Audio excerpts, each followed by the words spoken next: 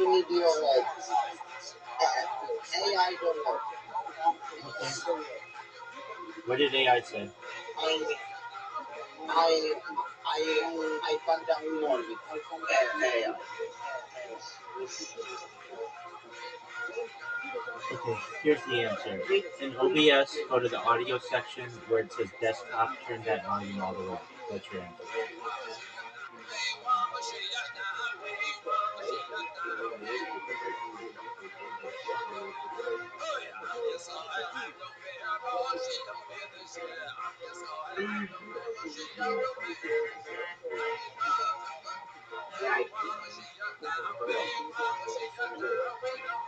Hey, if you fucked up really badly, just uninstall OBS and reinstall it. It takes like 10 minutes.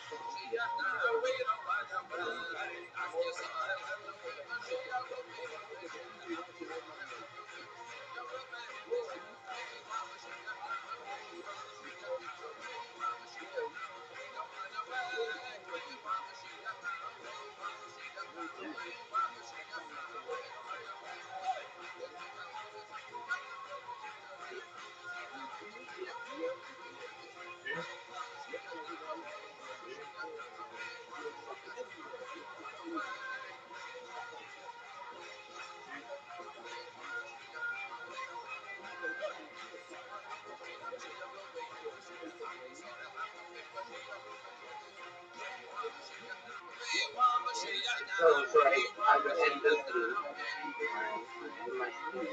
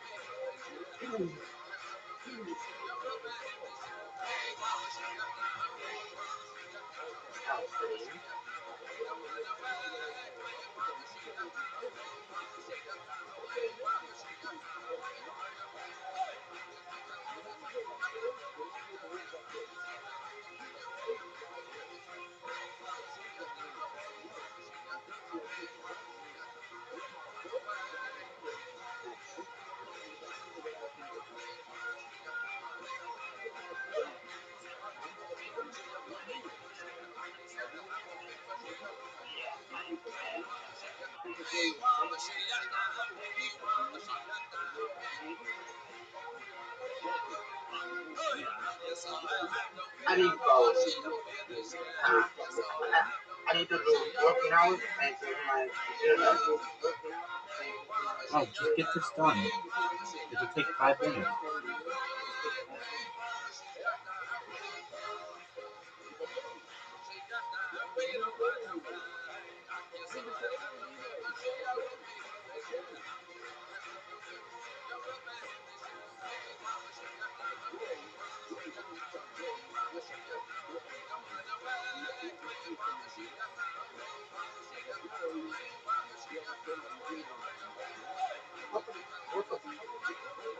What the fuck is it? What the fuck is it?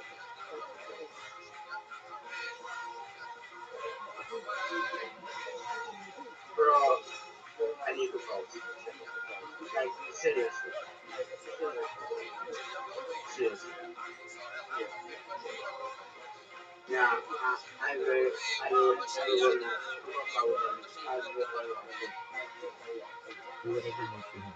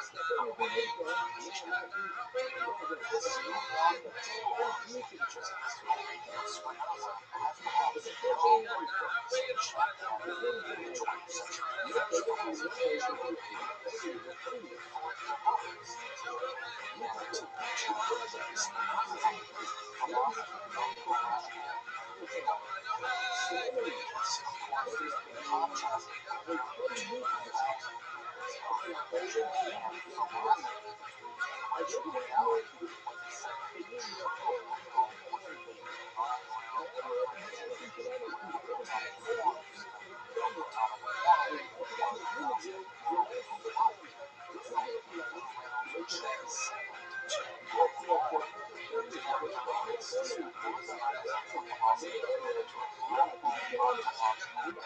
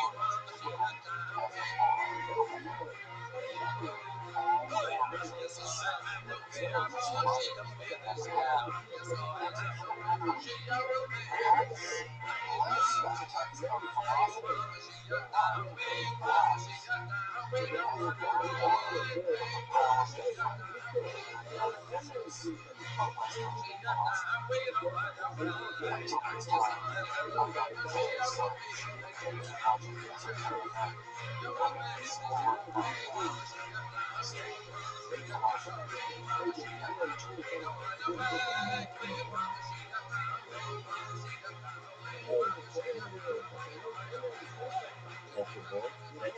That's your boy? Oh, what is this? Oh, shit, dog.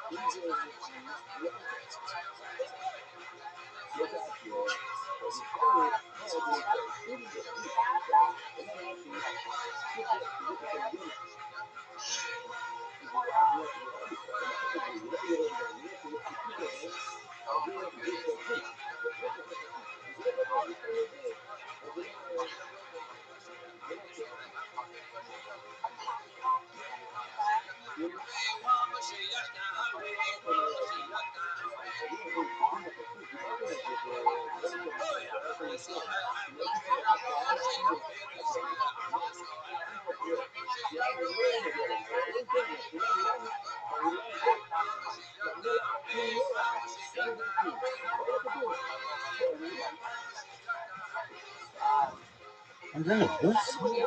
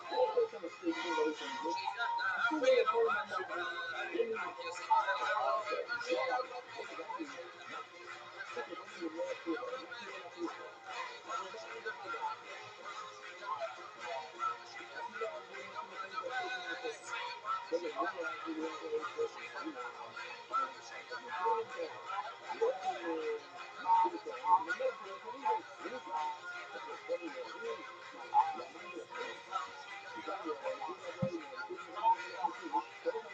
And the police state on it. Police. So I got a police service. So we don't do that. You can do this one. Don't let us stand. Let's stand and relax a little bit. We stand. Tell the people that police is going to go. If you're making a mistake, you do that. So you make too much. Too much. But no one has to know how to do that. So I'm a step. So I'm a step to that. The country is not going on. I'm not going on. You say that.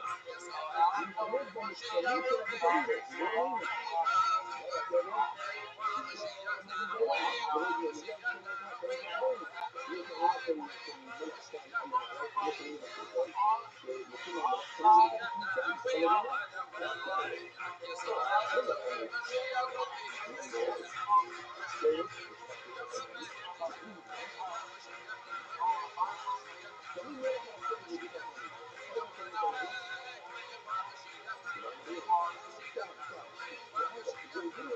have things with this money. How much money can you? You know, no way. Can't. You have to go in the matter. You say you can. And then drop it there. Not work it. I say you work it. I think you're doing. You see? You cannot. And then right over the right here, working on the road. That means you have to do work. You're a bunch of work. That means you have to accept this yourself and say, I command and you gotta do this. No matter if it's a hurricane, not going down, but yeah, so the lessons everywhere. Everywhere. Everything everywhere. Lessons everywhere all the time. Because when everybody come to heaven, you know about it. Jesus is sun gonna feast. Your mother gonna feast, son gonna feast. And the Lord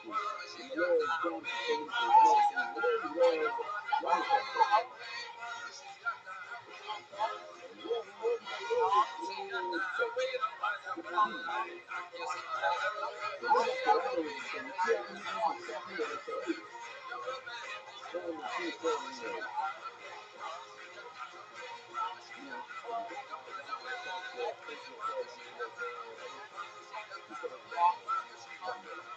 And another thing, I don't want to be careful. You know, the guys who try to register marriage with stuff in their life now because we just were on for Divine Contact, Divine Contact, some people like Divine thing, 2000, the man are still in the place. This is not my family. He said it's my family, but him say never back home. My mother tell him to move. That's fine. Still never happen. Still a physical thing is there. Never after that then when I will feel my material, emotional, myself and pleasure. Yes, marriage, separate them. But when the person could have been never we make all the favor. So I take my discernment and the urge to know to reassure myself. Right there. Boom. So after finishing the work, finish them, set peace here. Yeah, we not to separate. Not to when the peace happens, you're okay. Not to separate because absolute.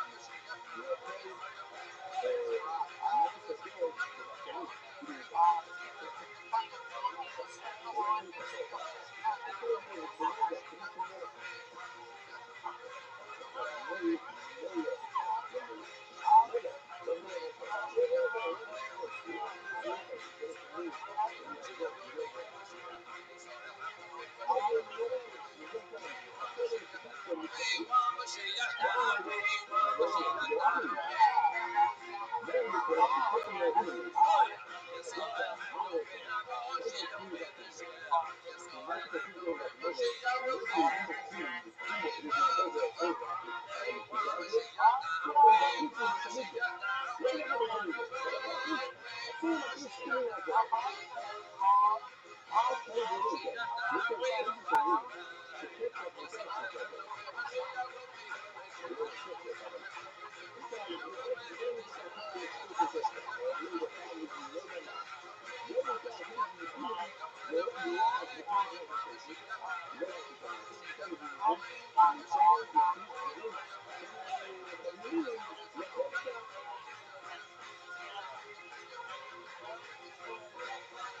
the time, at the end of the time, time and the limit still come.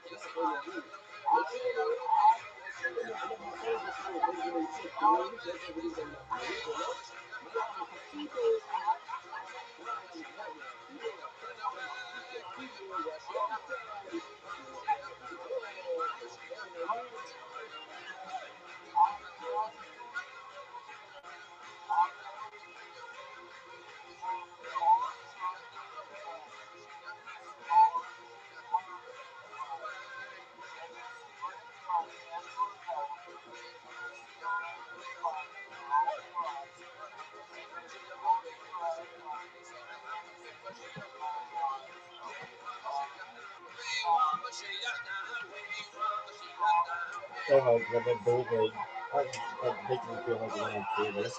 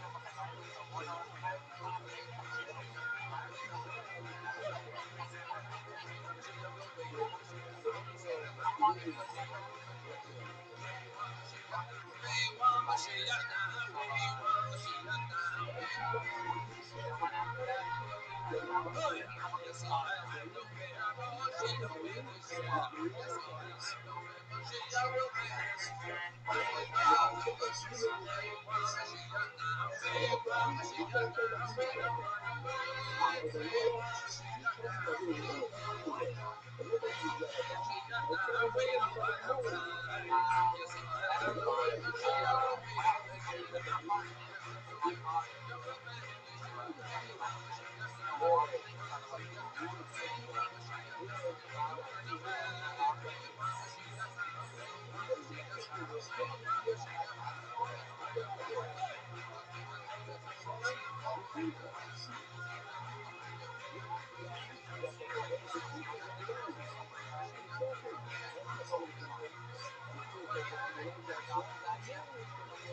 Whatever he may do. Sometimes you see something in one situation. They will say something like that. Against you. They can describe you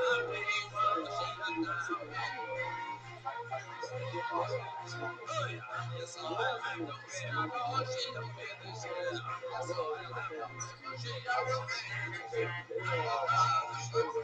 and possibly in the supernatural world. That's just God. Lord, I mean, Lord, they let the truth be told. It's the truth. The very truth. God is your peace. You better not say anything else. Right? If you know the song, say, see? So he's trying to kill you, like I said. He's trying to take attack you, right? But then he said, peace be still. Sometimes when things not real, you know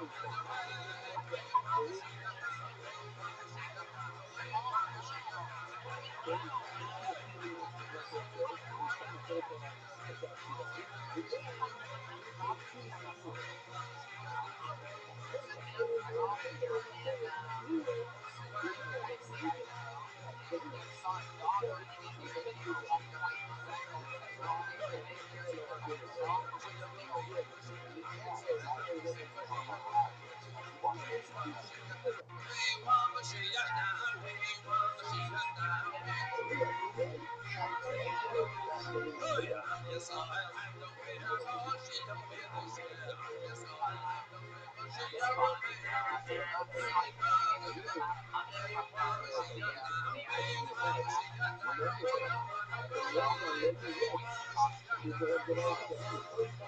From left on making yes. He's the everlasting. I'm the first time he's the everlasting of the truth. Listen, listen to that song. Look at it.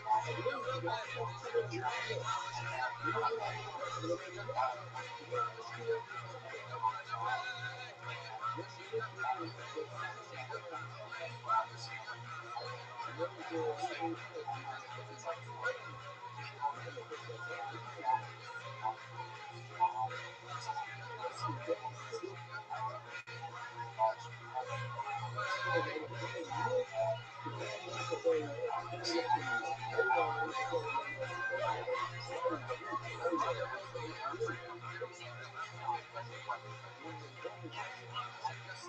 I'm going to tell you that praise you. Amen. Praise you. Praise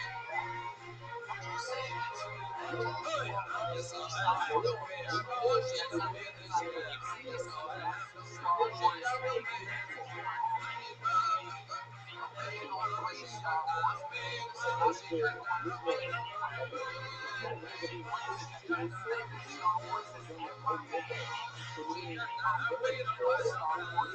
Yes, they said, we know, if you don't ever hear the truth, you will praise him. You will praise him. Maybe one day. Put it in. Today, praise him. Listen, today ain't no Saturday night. This today, Saturday.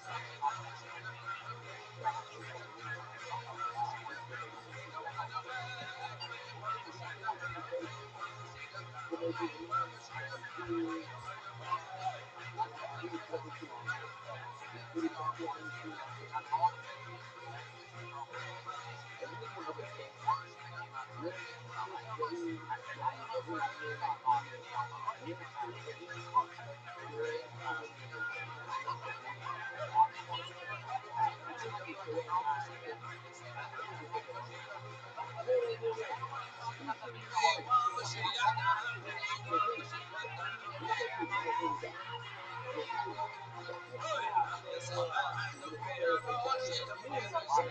down. For him. Just start in the prayer for God. Move whatever you want to do. Write information, add information, send information, move information. Listen, write your background story and let God be your God. Hallelujah. God is really going to do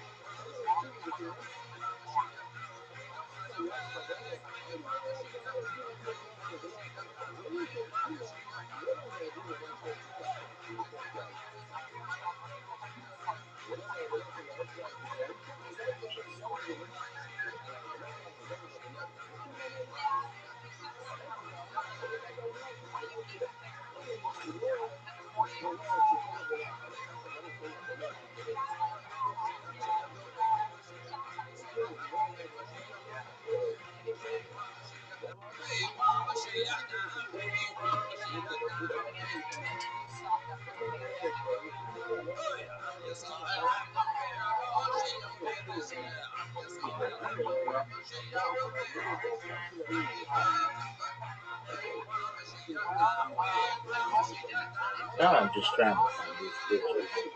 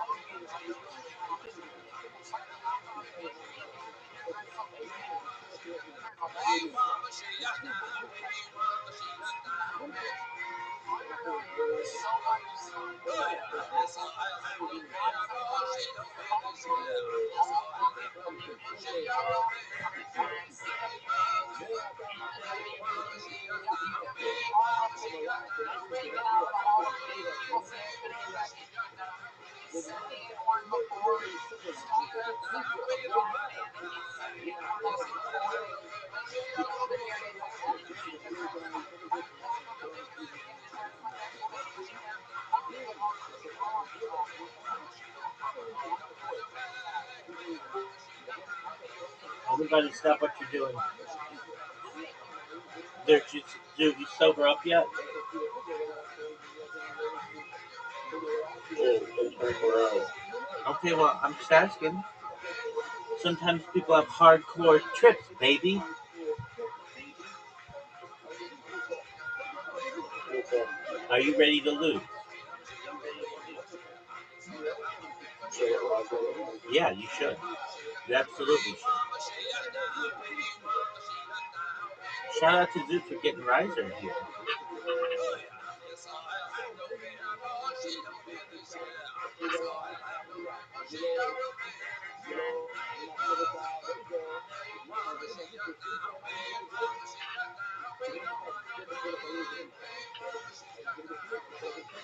Because I'm fine. All right, but are you ready to lose? Dude, I'm gonna beat you so badly right now in mini golf that you, my friend, aren't gonna win one, perhaps, for the next year. I'm gonna beat you. I'm so good right now.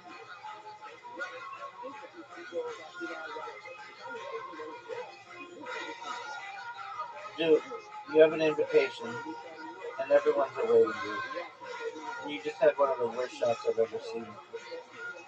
It's terrible. I can already tell this is a bad shot. One of the worst shots we've ever seen. Awful. Awful. Dude, and the black shit. Dude, are you gonna go? He left it short. He left it short. Folks, he left it short. Now I'm gonna get his shitty ass ball out of my way. Get the fuck out of here, son. Look at that move. One of the sexiest shots in the history. Did you like that shot? You can't get my ball now. You can't get my ball now, son. You can't. Oh, thank you, dog. Dude, did you know you just helped me?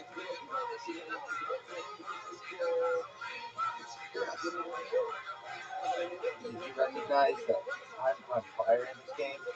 And I don't think I'll ever lose again, frankly. That's just garbage. Absolute garbage.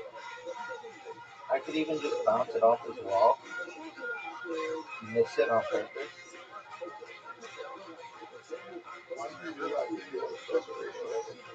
It wouldn't have been the first shot, I played this ball like 20 minutes ago. Look at this, dude.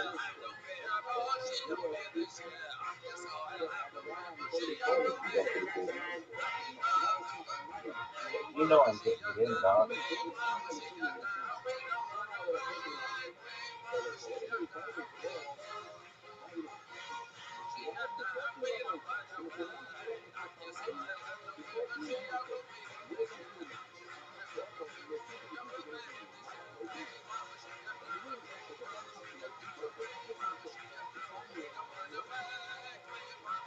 Bingo. I'm up one. And I'm not gonna fuck around anymore. I'm gonna show dominance. Oh, I hate these holes.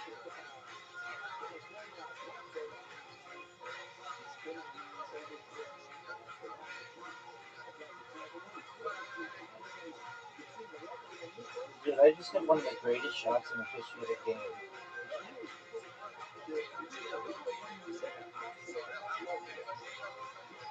Oh, are you kidding me, Zeus? Are you kidding me?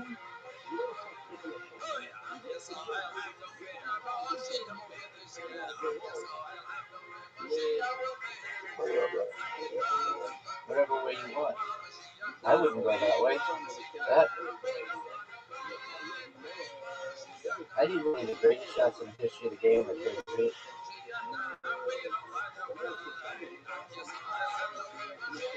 You need one of the greatest shots in the history of the game. He left it short, folks. He left it short. Oh, almost. Dude, I've got a take no prisoner attitude. This game is over, son. Look how good a shot this is, dude. Dude, are you watching this? Dude, are you watching this? Dude!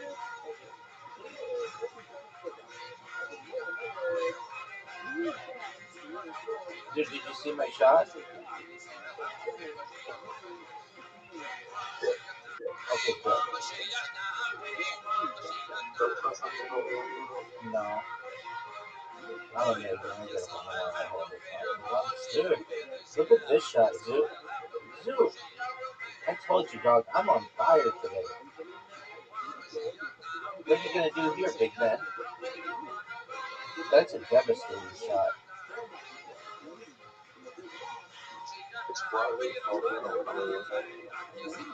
Yeah, I mean, do you see how well I'm playing, though?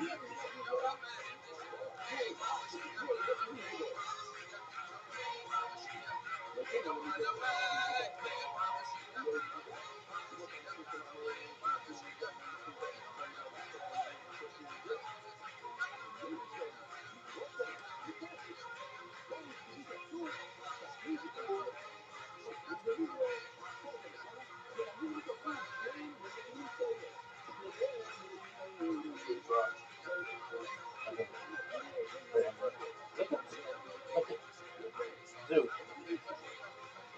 you could make this shot and maybe be one of the greatest shots I've ever seen on this ball. We're just trying.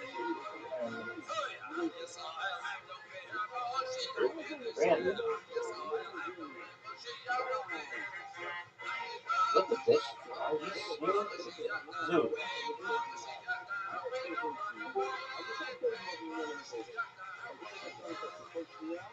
Oh, dude. Dude, I'm going to play you again. I want you, we're going to play until you beat me, okay?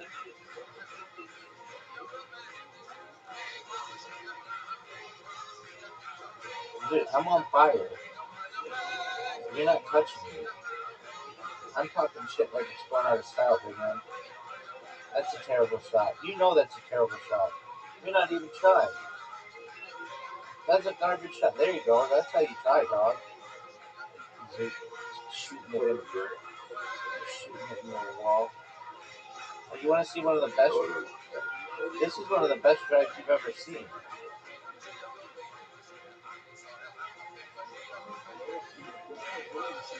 You gonna water bump me? Are you proud of that shot? I'm gonna put my ball right in between your ball and the hole. Look at this. I'm calling my shot, dog. I'm calling my shot. Oh, I effed you. I effed you hard. You're done, dude. You're done. I know. I had one of the greatest shots in the history of the game. You're done. You're done. Bounce it off the right wall and back up into the hole. Right wall, all the way. Full speed. Full speed. Or you could just try. That was garbage. Dude, I've already taken the lead.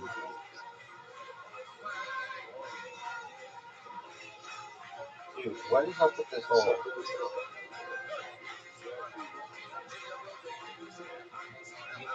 Dude, this hole and everything for which it stands is terrible. And nobody likes it. I don't like it. You don't like it. That was not a good shot.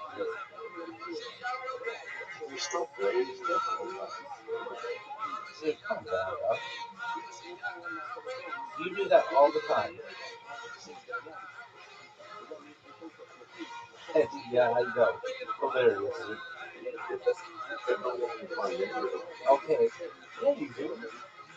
All kinds of reasons, dog.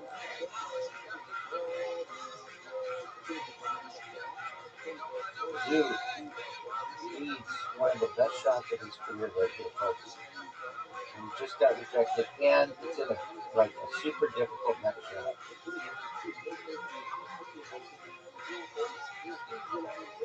Look at this shot. Zoot needs the greatest shot of his career right now. Yeah, Zoot's down 2-0. He would need the greatest comeback in the history of the game right now to win the game. I'm not doing it. Terrible shot. Hit my ball, Zoot. Hit my ball, big dog. Not like that. This should take the. This should. Oh, that was wrong. Zoot's got a difficult shot, folks. Zoot's ball is back from the tee, and basically it was on his initial shot. And I have a chance to make the hole, make it in the hole right here. Or if you're watching this, you are in the presence of greatness. That's it. Zoot just got destroyed. Zoot got destroyed. Zoot's down 3-0. Zoot's gonna get stumped, maybe. I hate this hole.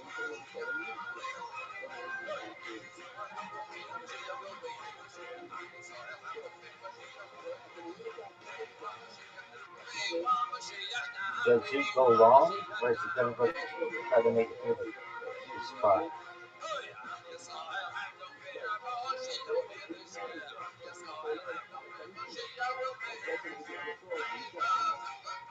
I don't know what Zoot was thinking there.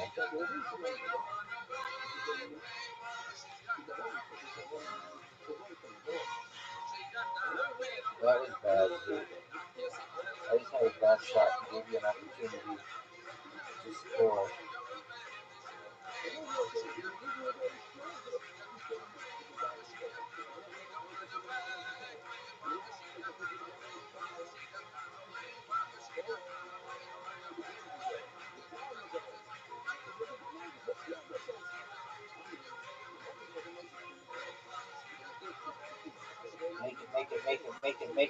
Make it. Oh, Zoot. Those two little holes are so small.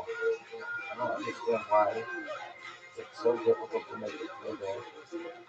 All I know is Zoot is about to get stuck. He's on the verge of getting stuck. He needs one of the best shots in his career to be able to make it through these holes. He's taking way too much time. Hours.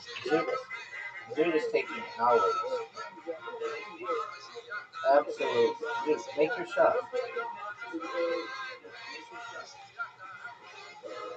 Zoot. Zoot, what big glitch? Just a little get back in the game, man. Take your shot. Zoot takes it. There you go. You got the shot. Folks, we're about to have a skunking here.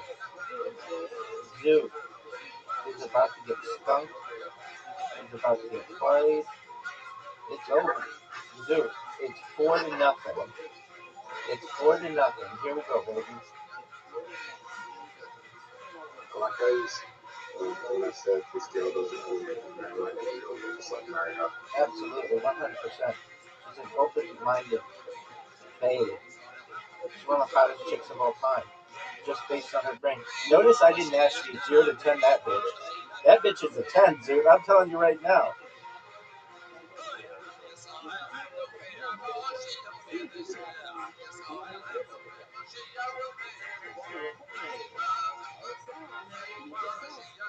Dude, what'd you think of my shot? That's short. Devastating.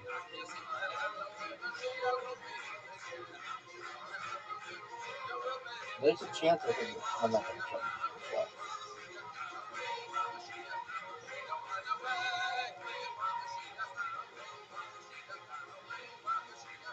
We need one of the greatest shots in the history of the game right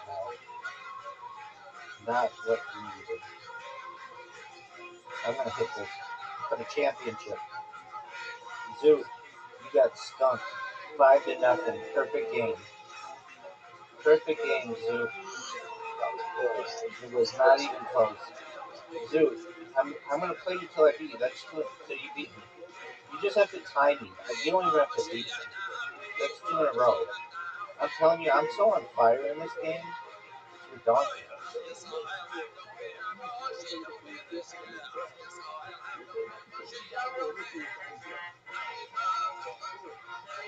Donut bowl.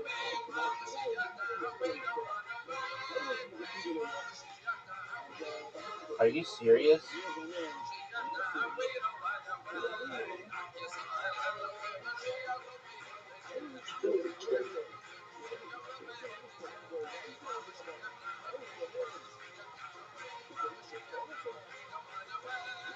Down 1-0.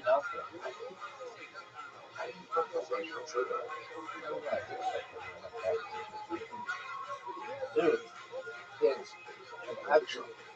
Dude, are you proud of that shot?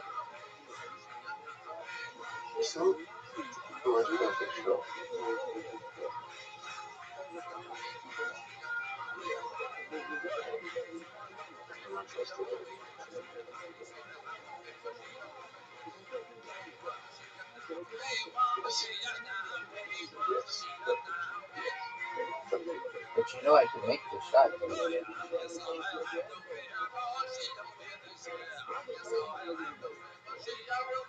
Dude, you know I can make this shot.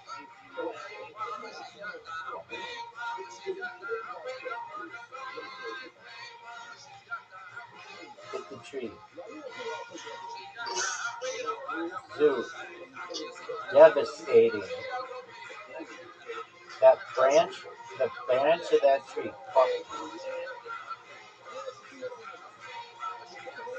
Dude, I'm not good at this ball.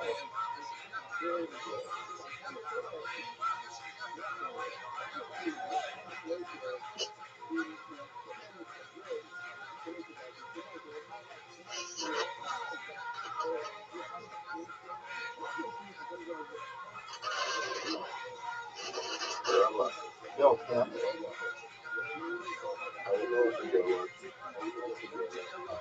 My contact. Physical contact. She texts you.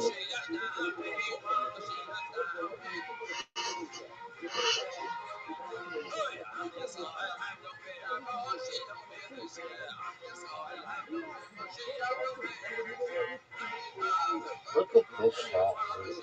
Are you seeing this?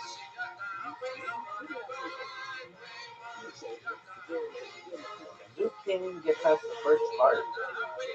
That's another rejection. Straight up rejection. I have a shot after the hole. I have one of the best shots in the whole in the history of the game.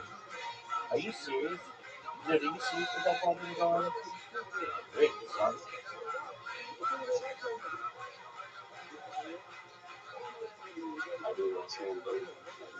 They don't pay attention to you. They introduce you to their boyfriend. They, or even just guy friends. I mean, that could be a good sign, but not if they have interest. They may be crazy for shots. They have interest. They don't make eye contact, absolutely no physical contact. They don't text you. When you ask them if they want to go and do something, they're always busy. They don't make time for you.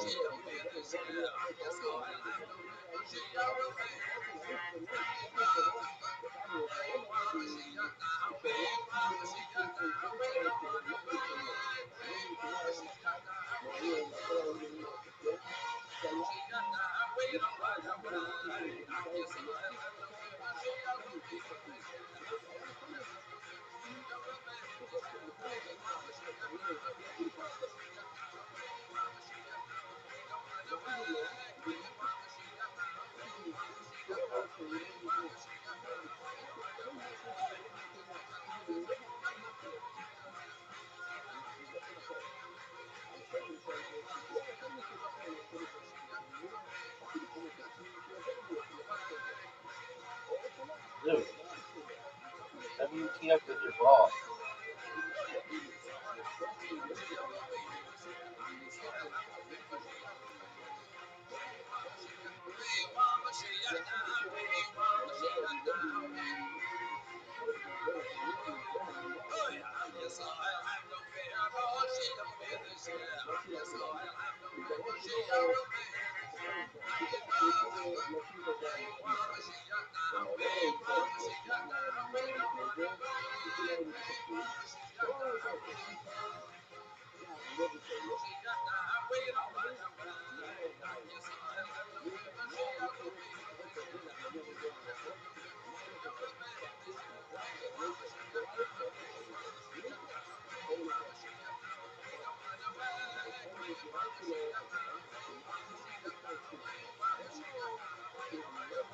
Get my ball.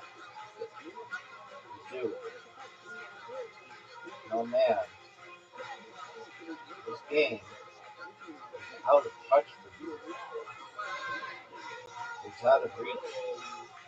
That's 3 straight wins. 3 straight wins, son. Oh no, you can time me on this. I want you to. I'm sick of beating you so badly. Yeah, hit the thing.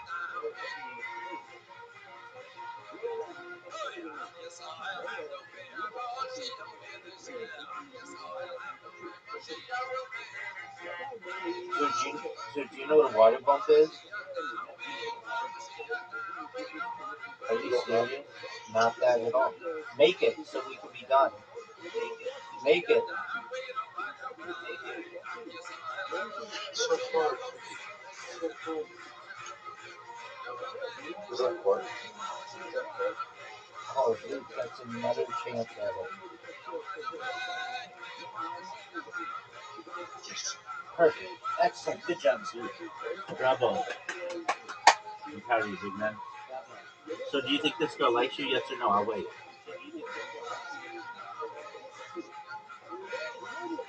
5% though. 100% chance? 5%. 5%? Okay, cool. Do you know that I discussed... She said, dude. She said that she was something that made me was because I was Yeah, this girl wants to fuck. Did you know that I discussed the most famous Australian abduction case on a podcast yesterday? No, he didn't. What's the most famous Australian abduction case? It's from 1993 from Lady. 1993. Yeah, look it up. Is that the Island of Left? Is it what? Island of Left? Spell it. Island of Left. No, it's a woman. You hear what that? Aliens. Australian? Yeah, look up 1993 woman alien abduction. Australia. 1993 Australian alien abduction woman.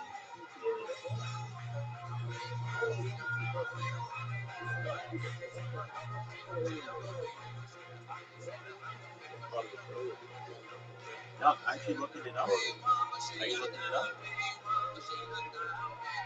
Kelly College. Definitely. Kelly College.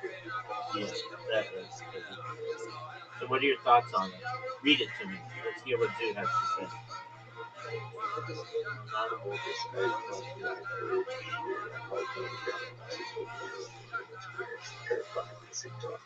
Then I never was playing.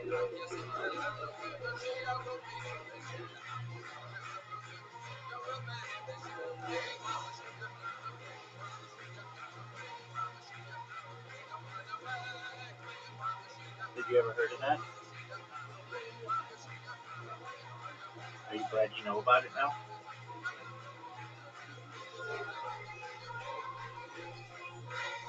Are you glad that you know about it now? How wait? Oh, look who the fuck shows up. Look who the fuck shows up. Yeah, it's Roger. How you living, Pip? I'm not looking at any big goals. All right, well, it's a fascinating story. Read it to Riser. Riser wants to hear about it. Don't you, Riser? That's fake news.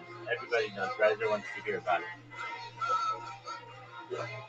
Why haven't there been any post others since this one in 93 since I've been in Australia? There have been a lot of UFO sightings. There are UFO sightings every single day.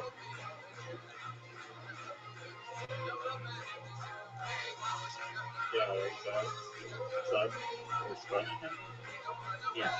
It's, They're like the U.S. government released hundreds of UFO sightings after 1993.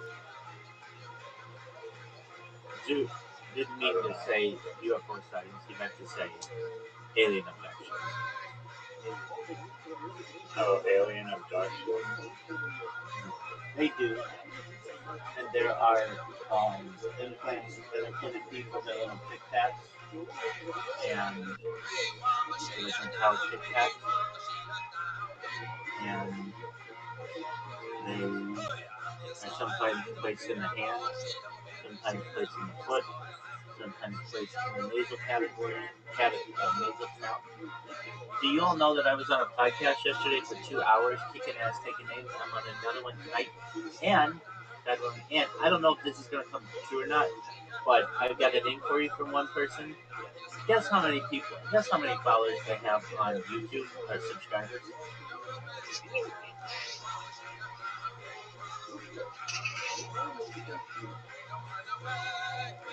When I say guess, expect you to guess.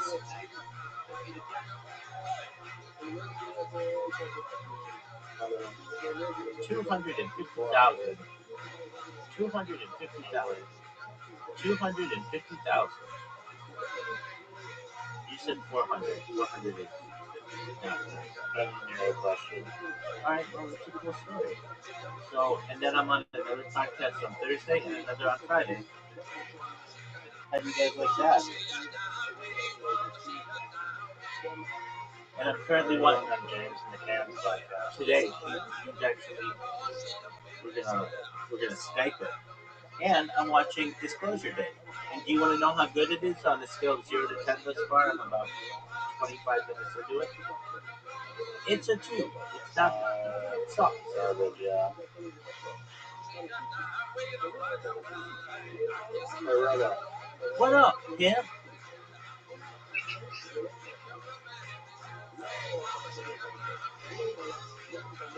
It Riser. sounds like Zoo's ready to play the game when he's married. No, that game sucks. Riser, did you know that Zoot? Did you know that Zoot's got a girlfriend, and I think he should marry her? What the fuck, Zoot? How you living, big dog? Is it a homeless girl? No. Some girl who doesn't believe in the moon. You know, the whole deal. Anyway, the Apollo mission, all that stuff. I have a question for you. I have a bunch of questions for you. Are you ready for them? Do you want them rapid fire, or do you want them slow? I want the breakdown, just a big brown breakdown on Zoo's girlfriend. Okay. I got excited there. Fantasy. I got What the excited. fuck is Zoo though? Dude, he is literally jerking himself off raw. I want. I really got excited there. I thought you were gonna ask me about the Big Brown Breakdown because I had all kinds of news. But Have you taken any substances recently? I never asked that. okay, but just in case you did, let me just give you a quick overview. Podcast one, which No. I believe you mentioned running shop. okay, are you ready for me to ask you questions? Okay. Where do we stand on carrot.com? Um, but you think I've given up on it? Or the answer is no. Actually, I've gained more confidence over the last 2 days because I completed the app already. It's already done. But I wanted to just look at it and do that one. No, stop, stop. Last we spoke, it was like last Thursday or whatever. You were like, "Oh, I got stuff to do today. I'm gonna do this, and I'll try to do something." I was like, "Dude, in 5 minutes we can send off an email to see if this website's available." What did they say? No, I didn't hear that. Okay, I mean, uh, you didn't contact Namecheap or whatever either. No, I sent the email like to the registry. Okay. Uh, you wouldn't go through Namecheap. They literally do the. You don't go through Namecheap. You go through just like little agent, domain agent, which is their interface. But literally, I mean, like I said, like in GoDaddy, there's like this huge scam where it's like a profile picture of some smiling guy, and he's like, "Oh, I might be able to get you this domain." And then it says like you can pay this guy $140. Literally, if you pay that guy the fake guy $140, they go to the registering email that they have listed, and they send them an email saying the right thing that you can do. So all those little like middleman like brokers or whatever they say are just like literally lies. Because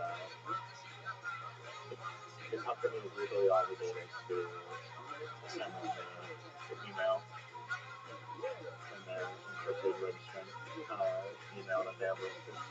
Yeah, but I mean, isn't time of the essence? You don't have time to be like to wait like a month, maybe not really. I don't know. Maybe a month at the most, but you're gonna want an email or a website, right? So at least the domain.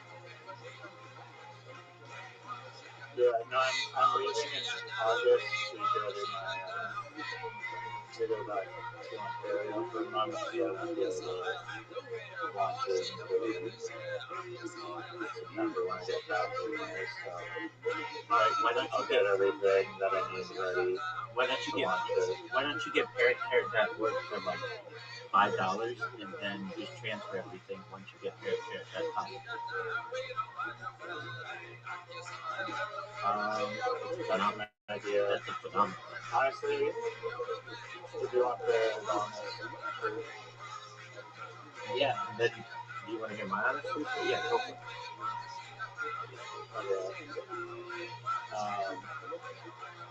In my opinion, I found a name that is better than Terra. Incorrect. You may not agree with it. Just a moment, that's okay, but just a moment. I want to hear it. What up? Good to you. Five. How you living? Living the dream, dog. Every day's a holiday, every day's a feast. How'd you find out about me? Okay, tight. Do you know how they found out about me?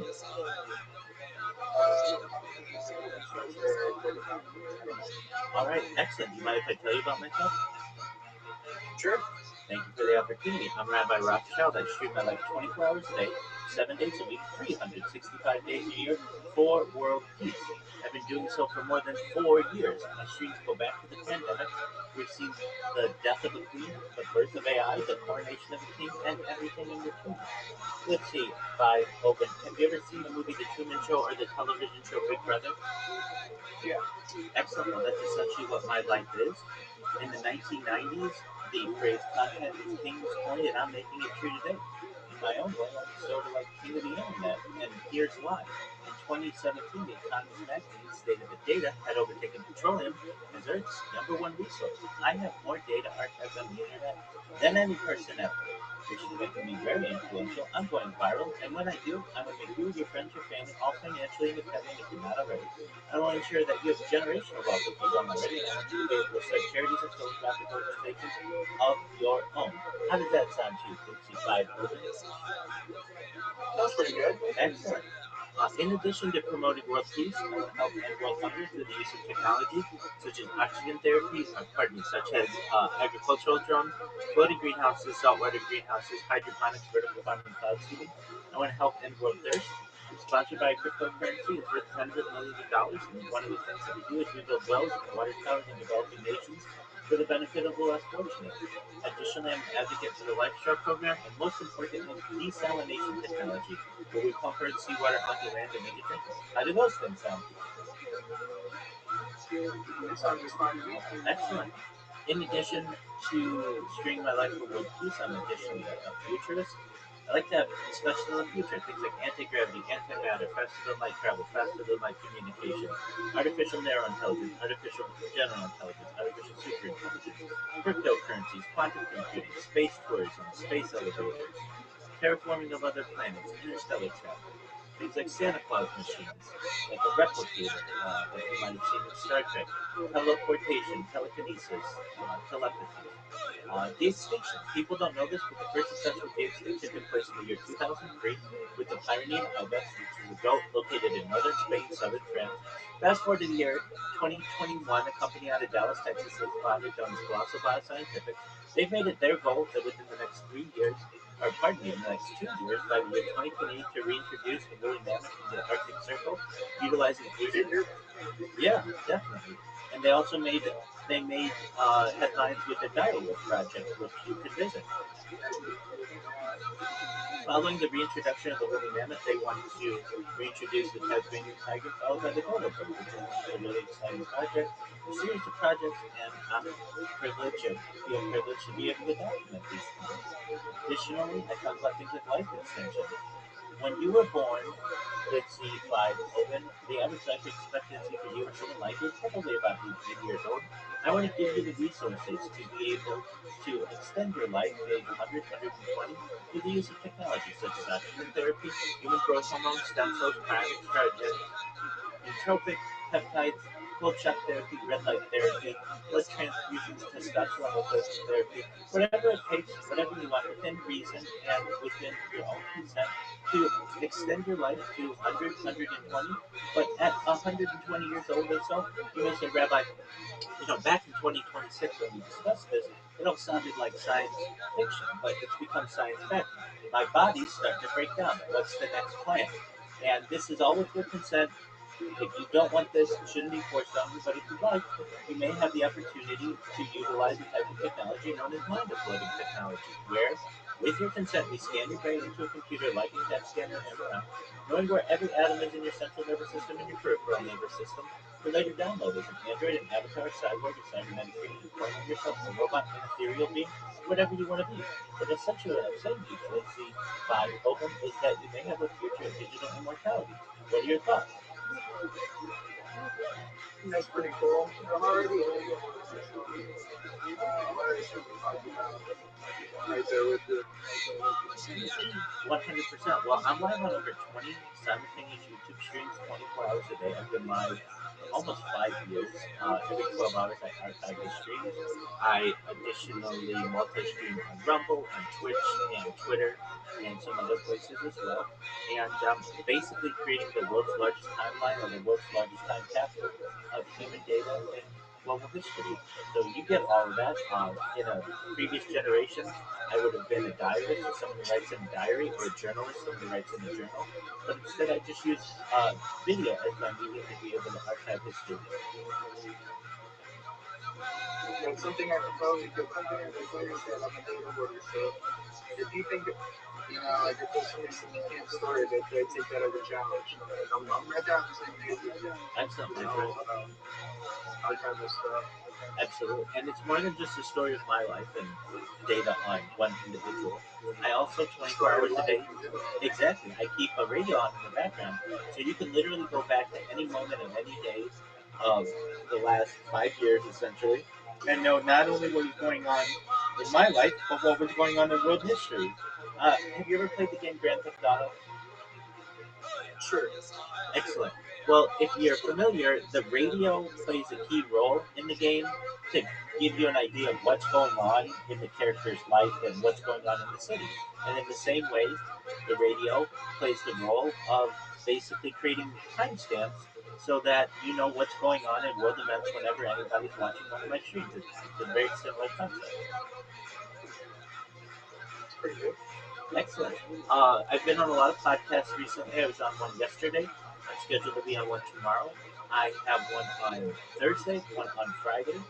Um, some of these, and then I'm in discussions with some other podcasts to be on.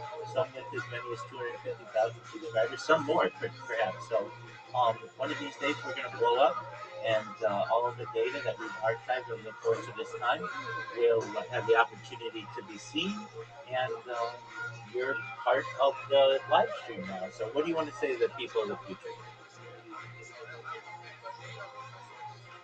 Stay safe, stay warm, and be hungry. There you go, folks. Drink thought, have a say. Absolutely. Well, I'd like you to thank your friend for introducing me to you. I sincerely appreciate that. So tell them, shout out to your friend, and please, on my behalf, thank them for me. Sure. Tell me about yourself, aside from data hoarding, what do you like to do? Me, programmer. Like I would say more like maybe scripting, more than programming. I wouldn't call myself like a real programmer. But I have been programming stuff since I was like 11. So computers, doing all kinds of stuff that I can't talk about. You know, like someone who lived in me lived a simple life at one point. But there you go. Excellent, very well. Well, you're more than welcome to stay as long as you like. I'm having a conversation with a friend here. Feel free to Ask you a question. Was it?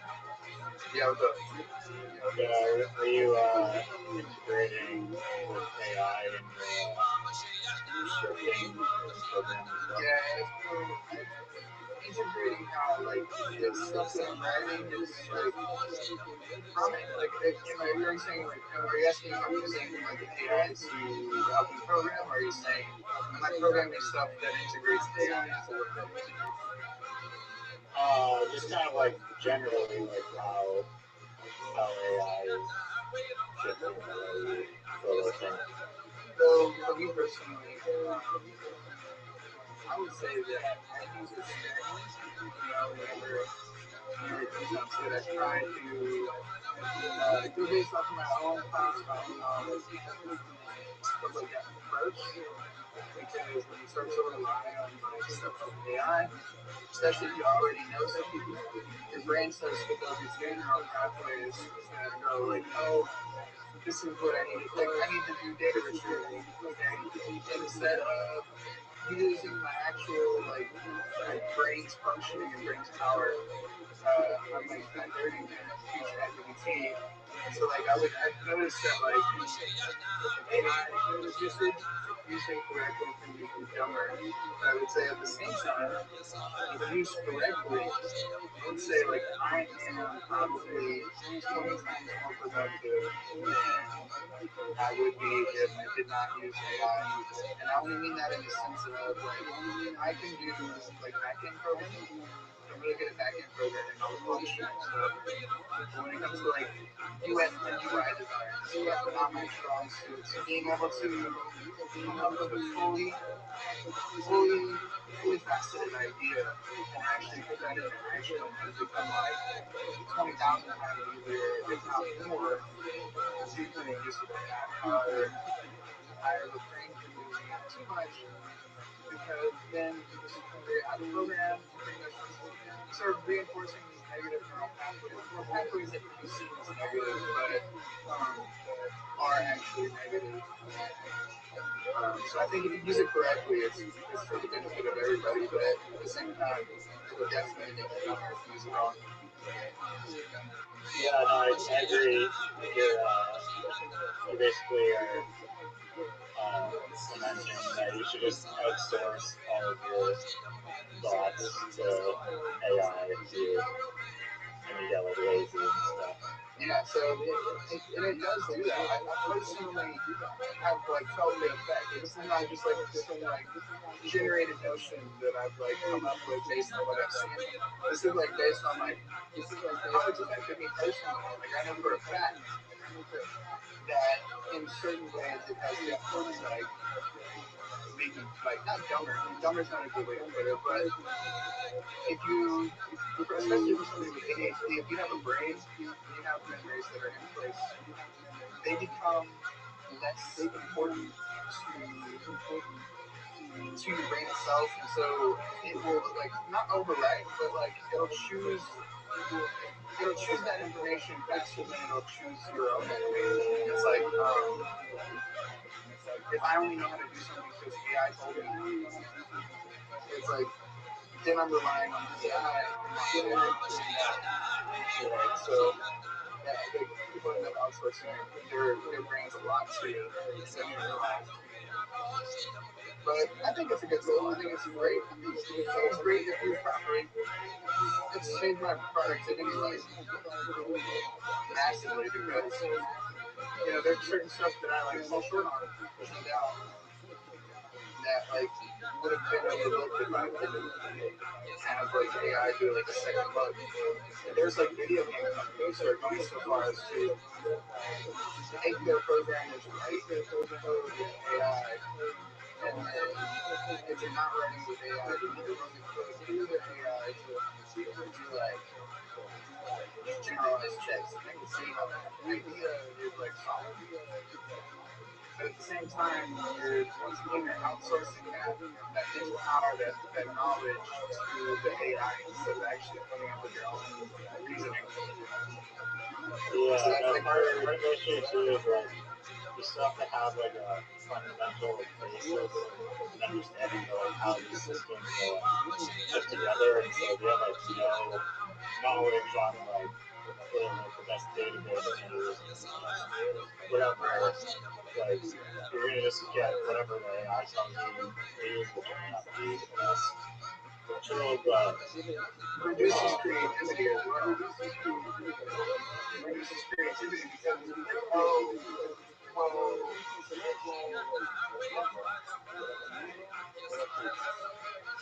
it generates this scenario where it limits your creativity because oh, well, did you do it the way that AI did?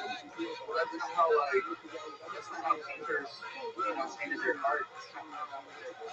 That's not how most stuff came about. So it starts to become like that. That's when it becomes like a fundamental problem with everything AI related. It's like, oh, well, did you run it through the AI or did you come up with this on your own volition?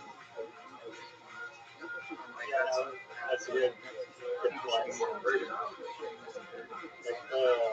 Like the AI like swap the problem.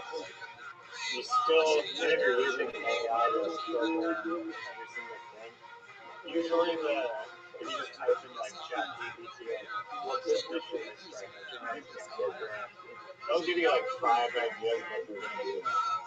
Not good, realistic, probably. Yeah, exactly. It's like the actual what you're building needs to be like a good basis of idea. And it's like AI can generate some of those too, but for like a real groundwork of idea, it's hard to use like a random generalized AI model. Another thing using AI too much is getting to the point where you have this entire fully featured code base, 10,000 lines of code, and you have no idea what any of it is. Okay, now AI goes away. Go and do maintenance on that program that you had. Nobody knows how to work on it.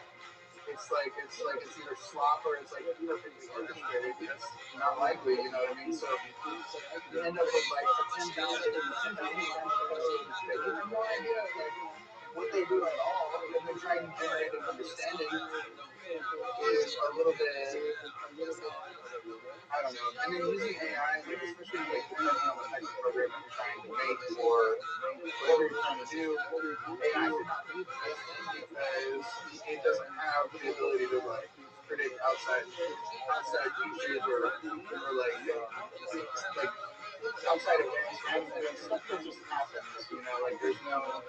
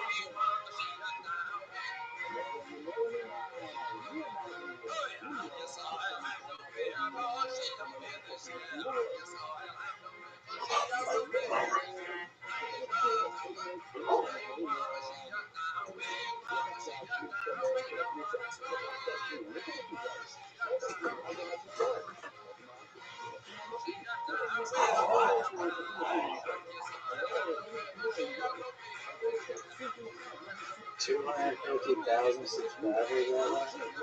Yeah, we'll see if it happens. The guy was like really sensitive on what he wants to talk about, and I was like, he's like, what do you want to talk about? And I was like, well, I talk about future, like all the stuff about life stream, I like when I begin with futurism and transhumanism and life extension technology, mind of life technology. And he's like, we can't talk about anything health related or medical. And I'm like, well, it's not really like that's just like something that I touch on, but I don't. I'm like live streaming. I know like YouTube censors and everything.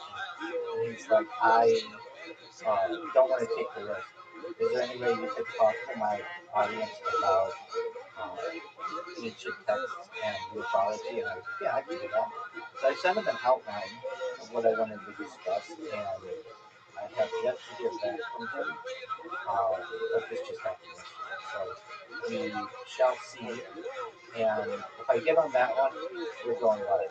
But even if I don't, I've got these things like lined up one after another after another after another. To the point I where mean, it sounds like if you cater to his request for ufology, which if it's like a UFO podcast, I don't blame him for not wanting to talk about transhumanism because we're kind of like different categories. In a way, I get that they could do that. like yeah, no, I understand his podcast, like he wants to do whatever he wants. But I also said you can edit out anything that I say that you might think is controversial. So I sent him the outline, and it's pretty extensive. So if he wants to do it, then that's great. I mean, like, because he was so specific, I like put in there my exact introduction, my credentials, my exact introduction, and an overview, an outline, and then a conclusion, so that I'm not going to take him by surprise by saying, like, you know, uh, like, I don't want to say it was a word for word outline. The introduction and conclusion are basically word for word, because if I'm going to be on such a large podcast, I want to make sure that I have his permission to say what I want to say. But for the outline part of it, um, it's it's a pretty thorough outline. But then he he can make any edits he wants or do whatever he wants. It's not. Did he just leave? Probably. Okay, so what's your dog shit name? Oh, you really want to know? Well, yeah, because I'm going to tell you right now that there will be a company known as Parrot Parrot that will do this.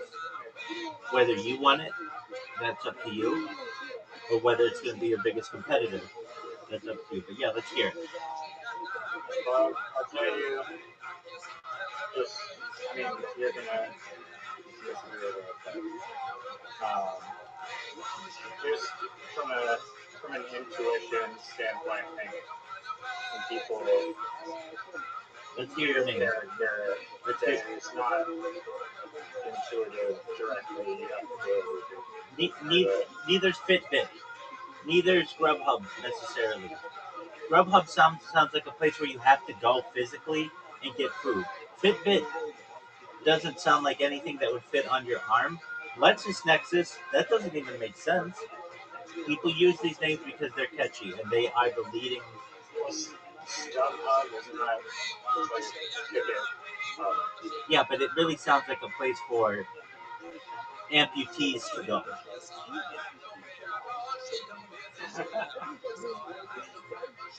I mean, even tickets today don't have stubs, so it's an outdated name. I mean, Netflix.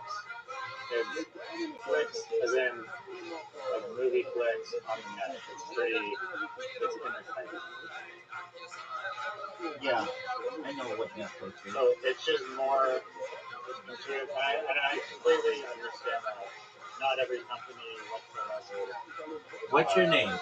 What's your name? Targeted. What's your name? Name that I think is a strong contender is Hype Herd, HYPEHERD. Hype because the companies are buying hype from their product, and Herd is a subtle nod to the crowd element. I get that. I don't like the term herd because it makes people sound like cattle. Like herd mentality is a negative. That's like the first thing that comes to mind. And you're going with alliteration as opposed to rhyme, which is not as strong in branding. You're going with DoorDash when you could have Grubhub. Now, you may say, well, DoorDash is bigger than Grubhub. Yeah, that's because there's money behind the thing. But from a purely naming convention, rhyme is superior. Let's see here. Hype, herd. Another issue you're going to run into with that is how's it spelled? HYPEHERD. Right, but when someone hears it, there's a 50-50 shot that they're going to type in HEARD, which is another challenge you're going to have to overcome.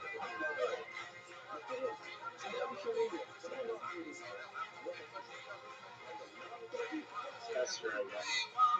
It's not a bad thing. Well, I mean, once they see it, like social media posts, my entry on Hyper, I get that. You know what doesn't need that? Parrot. You know what rhymes? Parrot. And you know what has a built-in mascot? Parrot. What's the... llama. Oh, I hate it. Why a llama? Llamas are herd animals technically, but they're very independent, and so they're not as much as like a cattle or a sheep. They're more independent herd animals. But that's not what a herd of llamas is Big called. personalities. That's not what a herd of llamas is called.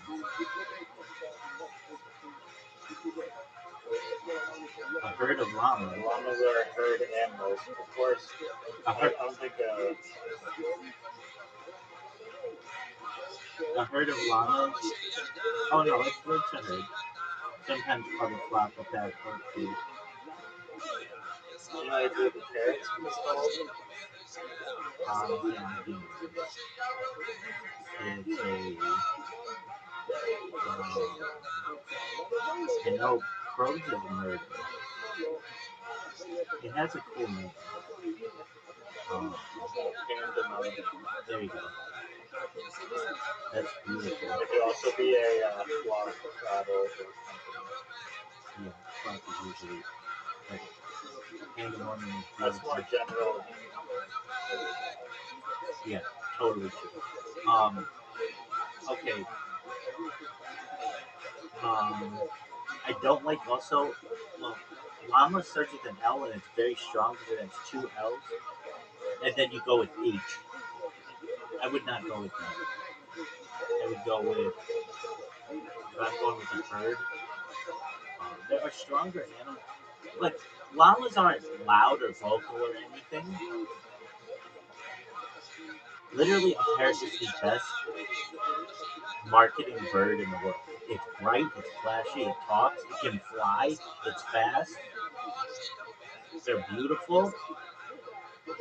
Llamas are ugly, they're slow, they're people don't know a lot. But just from like a business perspective, this is the point that AI brought up that I can see as a potential hindrance is like just carrot sounds very like whimsical. That's what you want. It's fun to say. It's fun to put on your social media. It's colorful. It has built-in emojis. Literally with two emojis I can give you the name of the company. Hype Herd, you cannot. Hype Herd you would need, it's not really possible. What's hype? You have like a megaphone? Exclamation point, and then like 16 goat emojis. Exactly. I mean, that's, you get what I'm saying. And Hype Herd, I just, it's negative to me. Now, you can say the same thing, but parrot can be negative as well. So I am willing to accept that. If you're going with alliteration, there are so many better names than that, or that you could go for. Alliteration is easy. Rhyme is very difficult, but alliteration, you could go for uh, cheer.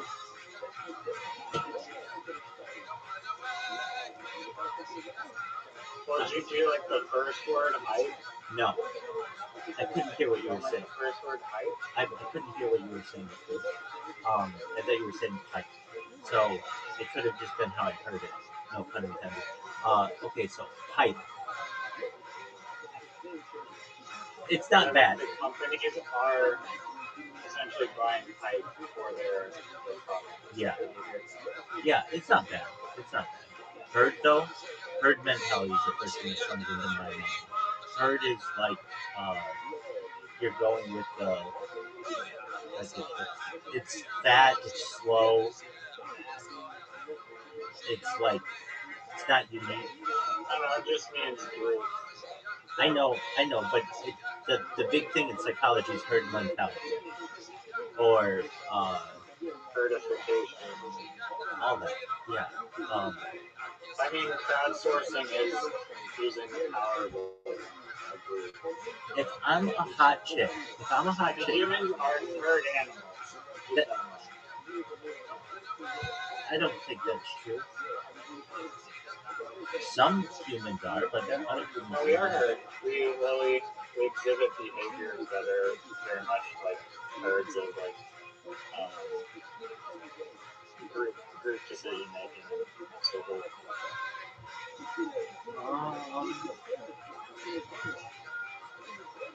Like we see someone doing something, and then the more people that do it, the more people want to go do that thing.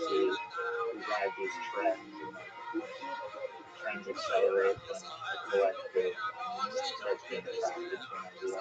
I get that. Is Hype Herd available? Yeah. Oh wait, no, I think I didn't hear back. Yeah, that's taken as well. So, I think it expires.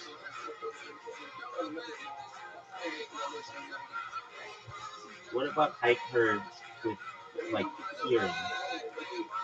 Like it's someone heard hype about something. I think that's actually a better name. Because then you get away from that pack mentality idea. And it's just about hearing about hype.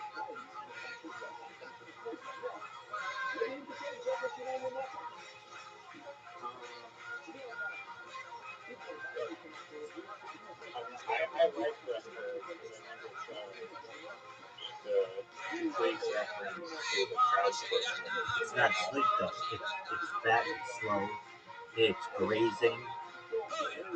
Look, I'm just telling you, if I'm Like, why are birds, in my opinion, not necessarily inherently negative at all? herd mentality is the big thing that comes up. Let me just ask you, if you're a hot chick and you have a post, would you rather have it say hype herd or carrot carrot? One is slow, it's group mentality, it's not smart. The other is a beautiful, vocal, fast bird. I'm just saying, women, just people in general, but like women push, they drive this industry. And women, in my opinion, especially hot women, will find carrots very attractive and carrots very attractive. The carrot brings to mind health and nutrition and even like good eyesight, even though that's kind of a like kind of a false thing. And parrot is How is that a false thing? I mean, good for your eyes. yeah, but I mean, like there's like the old joke, like you never see a rabbit with glasses. But it's not also not like if you ate like carrots every single day of your life that you'd have 20/20 vision either. Is what I'm trying to say. And frankly, it's not as fun to say. Carrot's fun to say. Hype herd is Hype herd to me looks like you went to ChatGPT and asked it for 100 different choices, and it gave you like a bunch, and you just chose one that you liked, which I'm 99% sure you did. Not saying that it's a bad name, but it's to me just not as attractive. And for anyone watching the stream, if you think that Hype Herd is better, then when you promote in the future, go with him. I welcome that for you. But we've already created a problem here, Riser, which is somebody watches my stream and Parrot Carrots, you didn't get it, they're going to take that and they're going to destroy you. Even if I had nothing to do with it, if they just heard the stream and they heard the benefits, then when we went through this before and we were like, you're just cold emailing people, I've heard anybody can get names like that. What are I'm gonna name 10 things that are like that you could do. So dogs, like uh, or promotion puppies, promote puppies. Um, the uh, the uh, Promo puppies. speaking snakes, promo puppies. That isn't a bad thing. But those are easy to do. It's and there's less value in that. What's really difficult to do is rhyme. There aren't that many of them. There are probably for every alliteratory or alliterative um, name, there are, and it's a perfect rhyme. That's even more difficult. There are probably 100 or more, 100 times more uh, alliterative names than there are perfect rhyming. And especially two emojis, you can represent this. It rhymes. It's a beautiful bird. It talks. Somebody's gonna hear my stream and they'll be like, "Why the fuck did Riser take that? It's absolutely perfect." Here's what he should have done. He should have gotten parrotcarrot.org as just a placeholder while he's jerking himself off with these people at parrotcarrot.com and upload his stuff to the website, and then eventually, just like Facebook was originally thefacebook.com and became facebook.com after Zuckerberg dipped in his pockets a little for it, Riser can do the same. Like, Okay. Yeah, no, I didn't come in saying like this is what I'm planning to see. that's true. That's true. I wanted to present it as a fun debate, and of course, endorsing the community. Yeah. And I think he's done a good job defending character and explain why they could definitely be considered a better name than Hyper. I don't know if I 1000% agree entirely with that view. I don't necessarily disagree. All I have to do is just like to create a name like that is so easy that there's not saying what you've done is easy, but there's no value behind it. There's a value between a perfect rhyme that has a beautiful animal as a representative. It can be represented in two emojis very simply. Name an animal.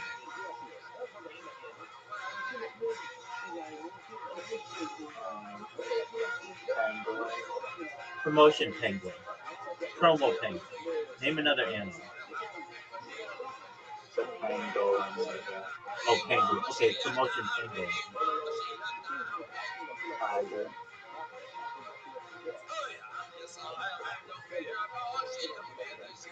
Tremendous tiger or uh, Cali tiger. I'm sure there are some other key names that we could use to just. All you need is something having to do with promoting and an animal. And there's something there's like 1,000 of those things. But I dare anybody to find No, well, bird is not as good as the reference to a crowd. which to me is even worse because it's not identifiable. Like, let me. Well, it's more descriptive of the platform overall, where someone could look at the name and be like, hype and herd, and then be able to decipher what it actually means. Like, Terra, they're going to have no clue. Who I owns? understand that Who owns? that's not even necessarily required. If you say to someone hype herd, they're gonna have no idea what that means either. No idea. Just like they won't know what carrot is without any kind of background. But they wouldn't know any of these. Even like you had the one, what was it? Something growth or something. What was the one that was very corporate? Oh, Crowdspark. Crowdspark. That nobody knows what that is. Upcake. Nobody knows what that is. There is going to be some kind of education that you're going to have to perform. Who owns um, who owns Hyper?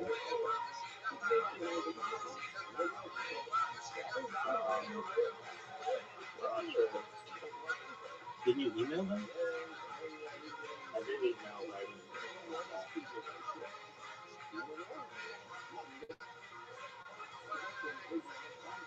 Um,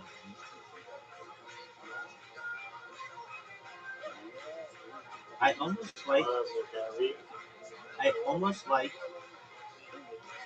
because actually one thing that's even better than rhyming is a pun, and Hyper could be a pun, sort of. Um,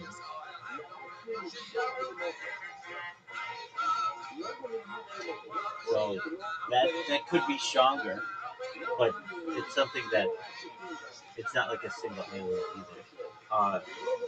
I mean, get whatever you want. It's the fact that even if I had no endorsement, somebody's gonna watch my stream someday. And if you don't pick carrot, they're gonna be like, "That's $1 billion idea.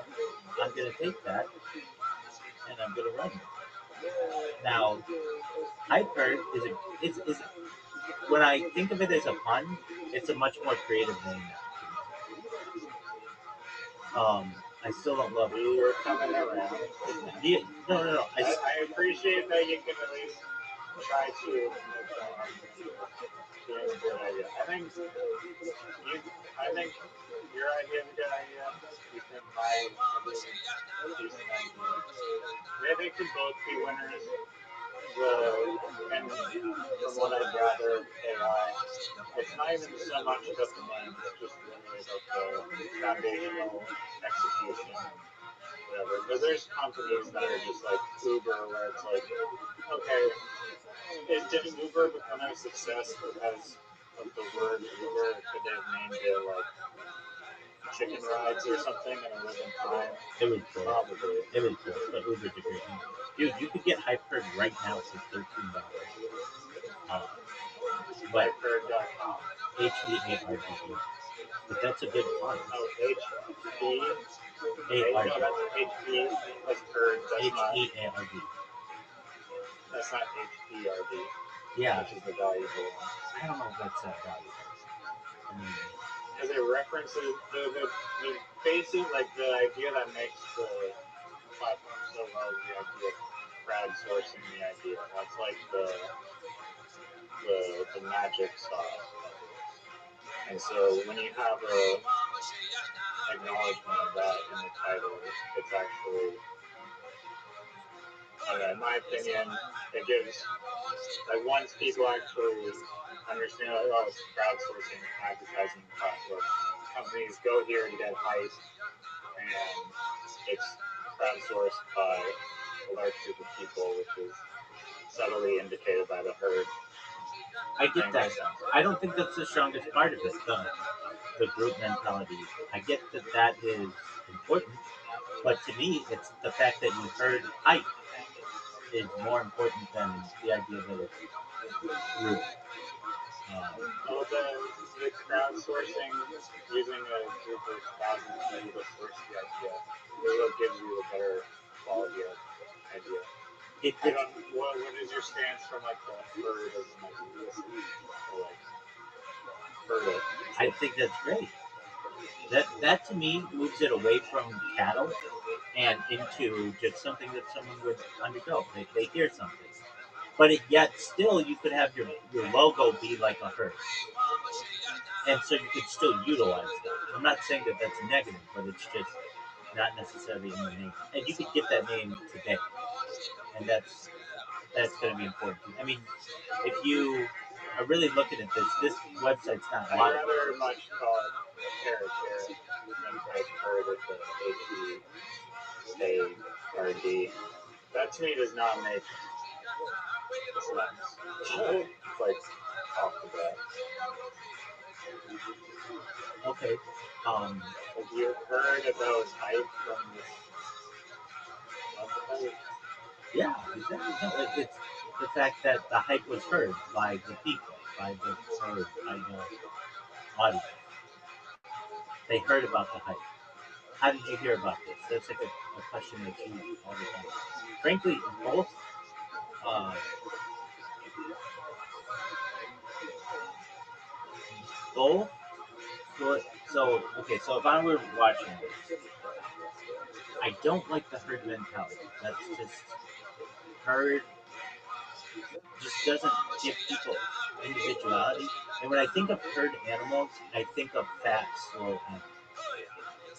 That's not necessarily true. There are some fast animals that may be herd animals, but generally you think of grazing animals. And I think of a hot Instagrammer, and she's not going to want that on her social media. It's not pretty.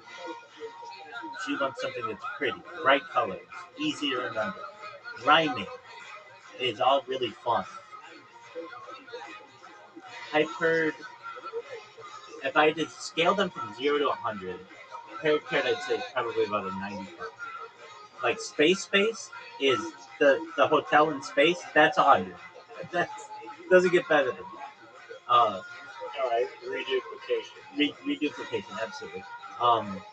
Fun is really good too. So that maybe if we had a better pun, but the hype herd is a pun too. If you use it the way that I'm saying, HEARD. Just even if you spell it, not a herd. Isn't the HERD or they're both a pun. They're both wordplay. So, but you're gonna run into an issue that somebody has to read it.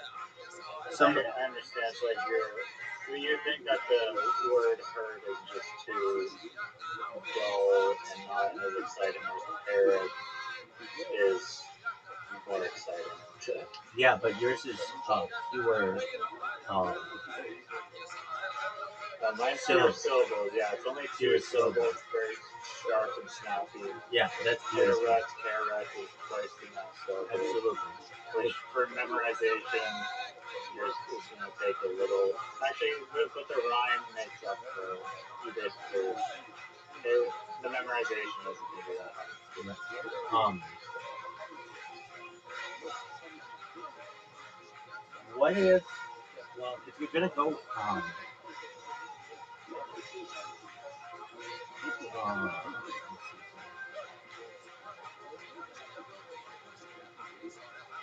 I just think like in like the context of the platform, like just referencing the crowd as just from like a very zoomed out perspective, as like a vague descriptor word for what the crowd is doing in the context of the platform. I don't think is that bad because I do think that the crowdsourcing element of the platform is what gives it room to run. I think they both do exceptionally well.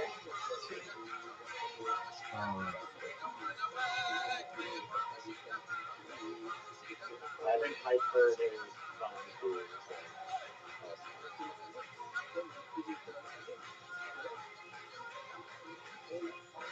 Because hype also on the internet has like a lot of positive meaning behind it, and so it kind of counteracts what you could perceive as like bad about the herd. When you chuck the word hype in front of it, it equalizes it in a way because hype on the internet is such a key word that has like tons of like meaning behind it on the internet. So I think it's hype has a lot of value.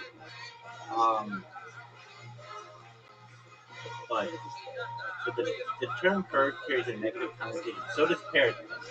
So I get that. In human context, because it implies that individuals behave just like everyone else and do not think for themselves. The usage is often disapproving or derogatory, suggesting that following social conventions is bad, thoughtless, or irrational, similar to animals like sheep that lack independent judgment. That's what I'm thinking. Sheep, a herd. While herd mentality or mob mentality can sometimes be a beneficial survival strategy or foster social bonding, it is frequently criticized for leading to chaos, destruction, and misery when people conform without critical thought. It is associated with unethical behavior such as bullying or mob violence, while individuals surrender their personal morals and responsibilities. I'm not necessarily saying that that is always the case, but a lot of those things you're going to have to get around. And additionally, from a vocal standpoint, if I said go to hyper.com, you have to ask me how it's spelled.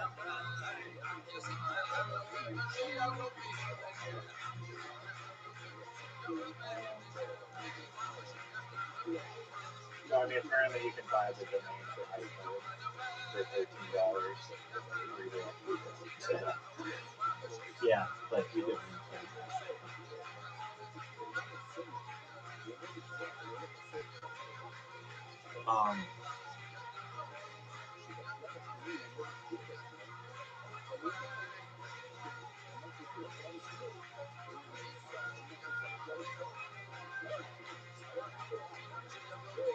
Parrot Carrot is a viral social media challenge as well. The Parrot Carrot trend is a rhythmic game where participants rapidly alternate between saying the words parrot and carrot in time with the beat. Dude, it's built in. It's already popular on social media. I don't know. I mean, they say you can go ask some people.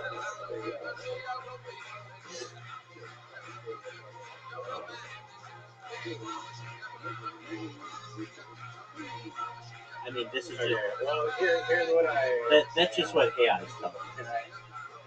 What is the best? So what's the best name? I've heard Adarina or character. So each of these names send a completely different signal to your target market. Choosing the best one depends on what brand identity you want to lead with. The winner for pure viral retrievability, Hyper. The vibe, playful, modern, community-centric, and tech-forward. Why it works best. Hype instantly communicates the exact end product you're selling to brands. Momentum, virality, and publication. Third is a clever, self-aware nod to the crowd and crowdsourcing. It implies a massive group of people moving together to vote, rate, and submit content. The verdict, this is the most balanced name for a modern web application. It's the perfect startup sweet spot, memorable, rhythmic, and highly relevant to high-tech companies. The winner for abstract, quirky branding character.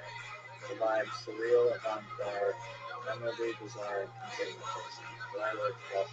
It relies entirely on phonetic rhyming hooks, but has absolutely nothing to do with advertising, which means you have to work harder to explain what the company does, but when someone hears it, they will never forget it. Think MailChimp or Surface Email. The verdict, it's a great name for a creative agency or consumer app, but for a dual-sized B2B marketplace where corporate clients can confidently post thousands of dollars in prize pools, it might sound a bit too silly. The ultimate recommendation both recommends the next double word balance. You like the carrot, but it aligns perfectly with the mechanics of a crowdsourced ad application. It makes sense. To let brands buying the ads and for the crowd creating. That's cool that AI says that. Or I shouldn't say it because I normally say that's a cool story, bro. No, it doesn't understand the business that well because carrot is exactly what you're doing. You're giving away. You're giving a carrot to people who talk about your business. So I know you just said from an advertising perspective. Here's how I look at it, and this is with a lot of advertising. If I have a classroom of first grade kids, and I say you can have hype herd or parrot carrot, they're all going to be talking about parrot carrot. Every single kid in that class wants parrot carrot. It's fun to say, and they're never going to forget it. And that's how marketing works. You have to go to the lowest common denominator. They don't know what a herd is. In a first grader, they don't know what a herd is, and a lot of people don't know what a herd is. They know what a parrot is. They know what carrots are. And it's fun to say. Now, I get what you're saying and what you said to AI, which is relevant. Yeah, but is it that corporate? Is it that corporate? It doesn't need to be corporate. It needs to be memorable. If you can get this bad boy to be memorable, that's all you need. That's what it's about.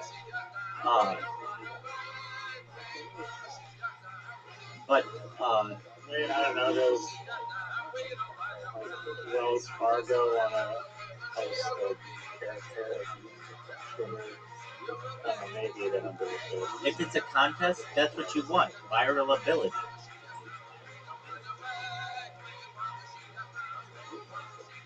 I don't really like hype herd as much as I like herd hype.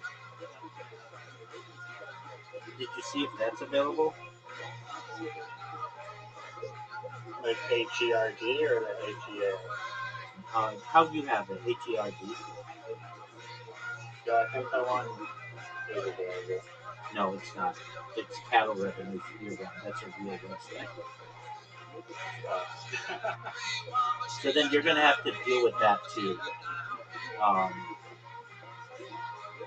People typing in the well, yeah. I'm lost. I'm on a cattle herding website. Please help. Yeah, that's a good one.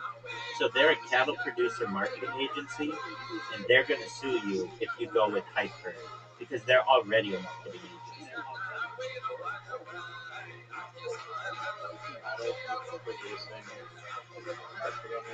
It doesn't matter that they're a cattle producing marketing agency. That's a separate, it's a different name though. It's not the same.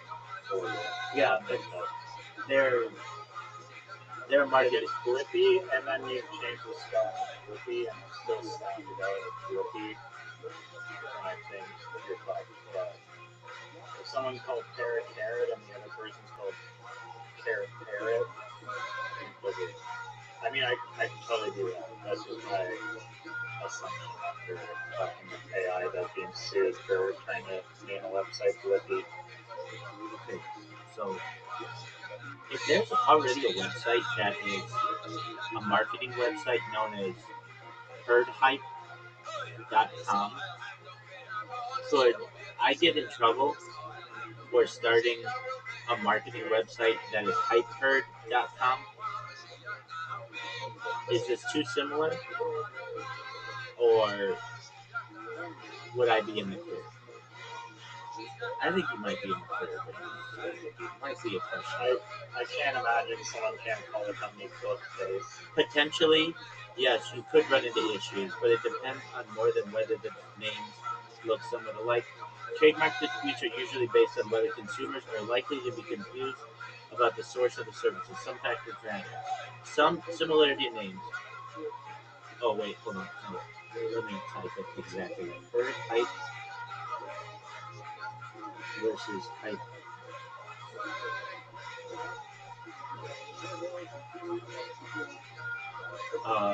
Looking just at the names, these are very similar because they contain the exact same rule.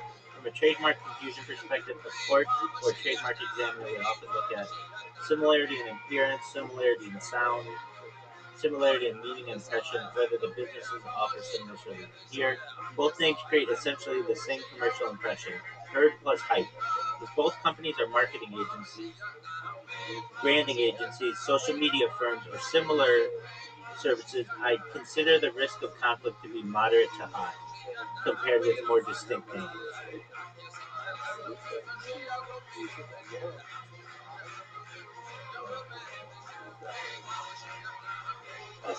Yeah, it's a good name. It's a good name, and they're not really even taking advantage of it. I like their name actually more than saying herd hype. If you came in here and said, "Hey, I've got a name, herd hype," okay, I can go with that. Hype herd. When I hear hype herd, to me, I and it can go 50-50 with people. They're gonna think HEARD. A lot of people are. So, I mean, you could still potentially think that with the reverse or yeah. Now, what if you went with HEARD? That's strange. So I literally just sued even though it's not the same. Yeah, they even said social media friends. Yeah. So these trademark laws are such bullshit. I feel like you should be allowed to have the same name that competes somewhere. So take it up with the U.S. trademark and patent office. Now, HEARD, HYPE, that's a beautiful name. Herd hype. Oh, but the other company's name. It's just one letter. Yeah. So you can't. Yeah, no, it's still they just sound alike. You can't have that one either. And look, we don't even know. Which is again ridiculous that it can be spelled different and in a different order. It's like crazy. The reason why Parrot at this time doesn't run into this is it's a children's book.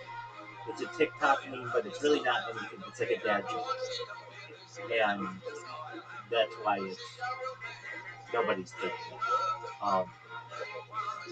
But herd hype. I mean, technically, I could call that hype herd or that herd hype company and ask them and get in writing.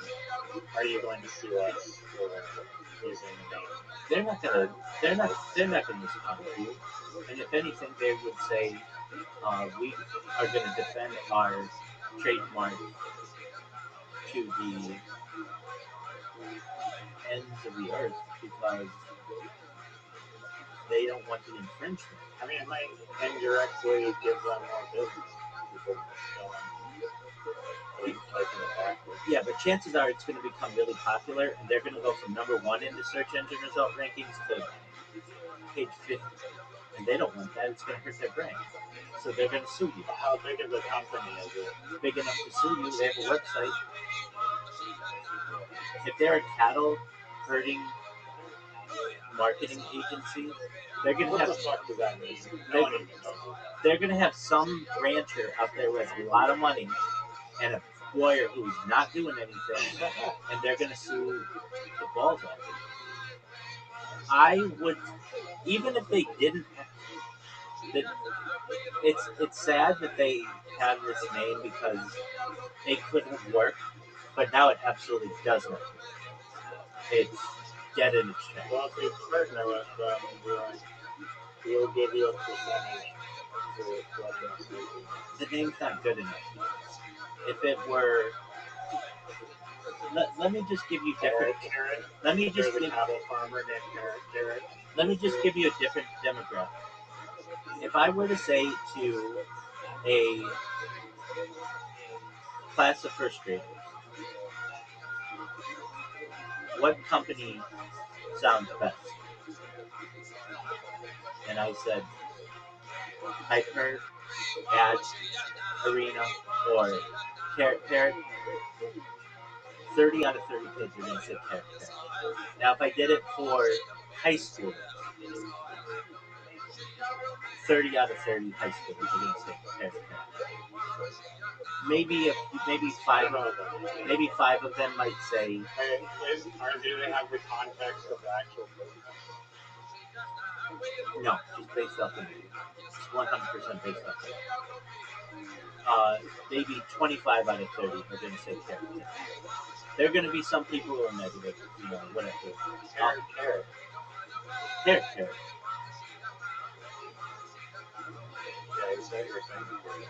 I don't believe so. Carrot Carrot. But if I did, it's something. You're saying Carrot. No, I Apologies. It's very easy to do. I've done. You've already done it. I've already done it. We'll probably do it a lot. Okay. If I were to take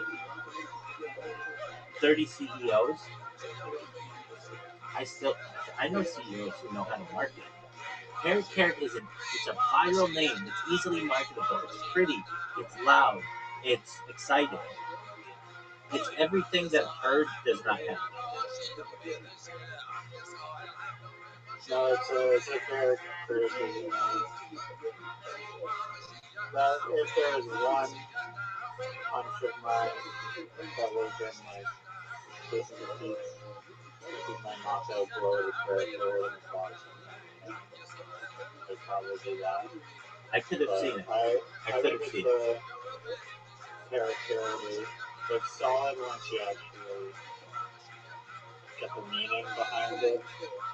I don't think that meaning jumps out of you very, very, very well once you grasp the concept.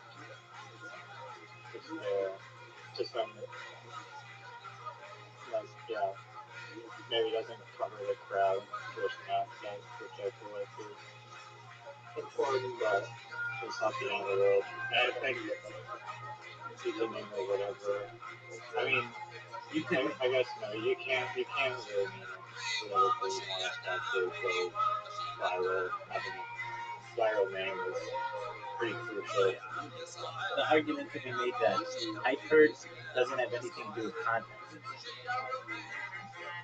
This is less a crowdsourcing website and more a contest website. You are not building Facebook, you're building a contest website, and a carrot is a reward. Well, that's a good argument.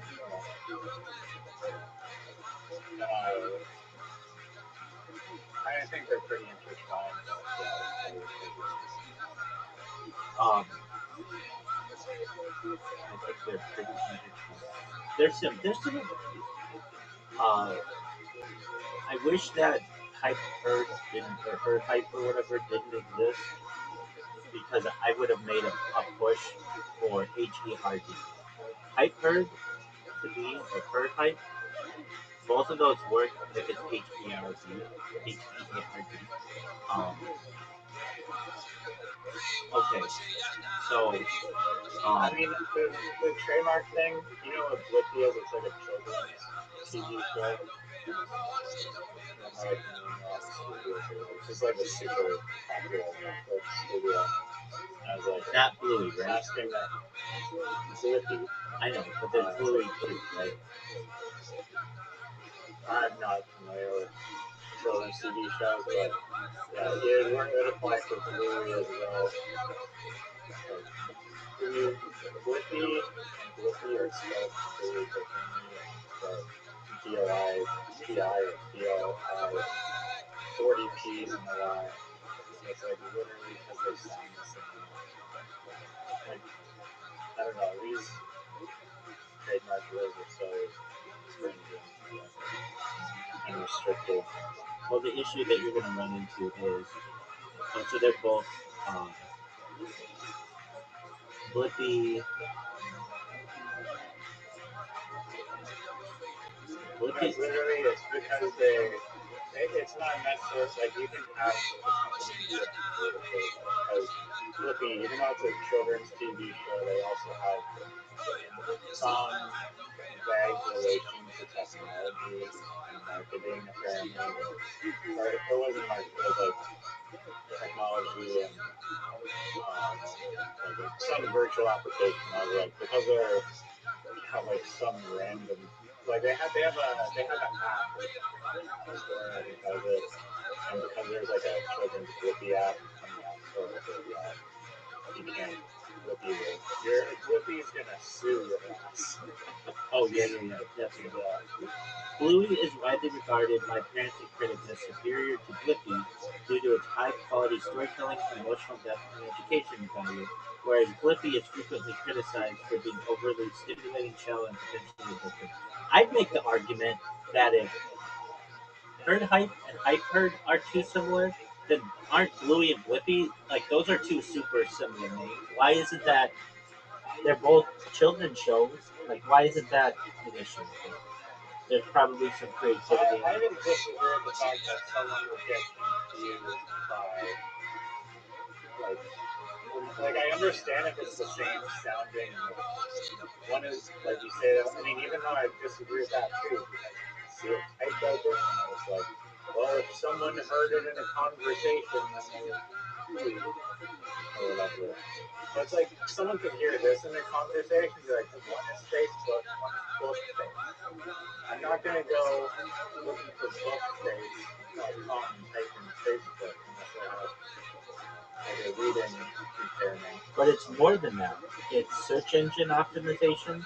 So that Herd Hype company or Hype or whatever, they've already established themselves with their rankings. They don't want competition. And if you come in, isn't that still a two? Like if someone you're saying that it doesn't matter like the sequence of words in terms of search engines. It can. Because they should have the dominance for when people type in Herd Hype, but then another website should have the dominance for type Herd. No. It's just generally it's going to be what people click on is going to rank there. Like in an ideal world, if Google doesn't flub the numbers. So somebody may just type in the word hype, herd, and even though that company's Herd Hype, there are going to be people who accidentally didn't remember your name correctly, and they're going to go to that website and then leave there really quickly and then go to your website, and that's going to hurt their search engine ranking. Basically, there's something like called like dwell time on a page. It's, I think, almost worse for someone to go to your website and leave it immediately. Like that's really negative to other websites. In your case, that company is going to defend their trademark, and you don't want to go into something knowing that you're going to have eventual litigation, especially on the name of the business, which would just kill it. especially because you just can't afford to pay a bunch of lawyers to do it. If I were you, I would get parentcare.org. I would go to ChatGPT or whatever, get a version of this website going before August. If you wait until after you're back from August, this website's never getting up again. Like, it needs to be fast. If I had one criticism of you, it's you're not fast. And Well, I need to be able to operate it. I can't be operating it successfully when I'm occupied by other shit. Like, I haven't been back to Ontario in 5 years, so I'm gonna be way too busy. So if I launch it, then I can't be on top of all the contests running and all the billions of things that I have to be doing. no, no, no, no, no, no, no, no. I'm not saying that. I'm not saying that. I'm not saying you have to run contests, but you at least have to have the SEO working for you. You're gonna lose like at least a month of SEO, and then you're gonna get into okay, well, I mean, do you think are people going to be searching for it when it's not being launched even? it will cost you $13 to get this thing established. Right now, it's not established. What also is really important is the earlier that you get this done, the more that you can prove in a court that it was your idea and somebody else stole it or something like that. Like, basically, it's just right now an idea. Um, and I understand you want to go on vacation or home or whatever, and that's important. But you're already looking at this. This thing doesn't get launched before October at this rate, maybe. Uh, I want to do. I want to know how they're already before I leave.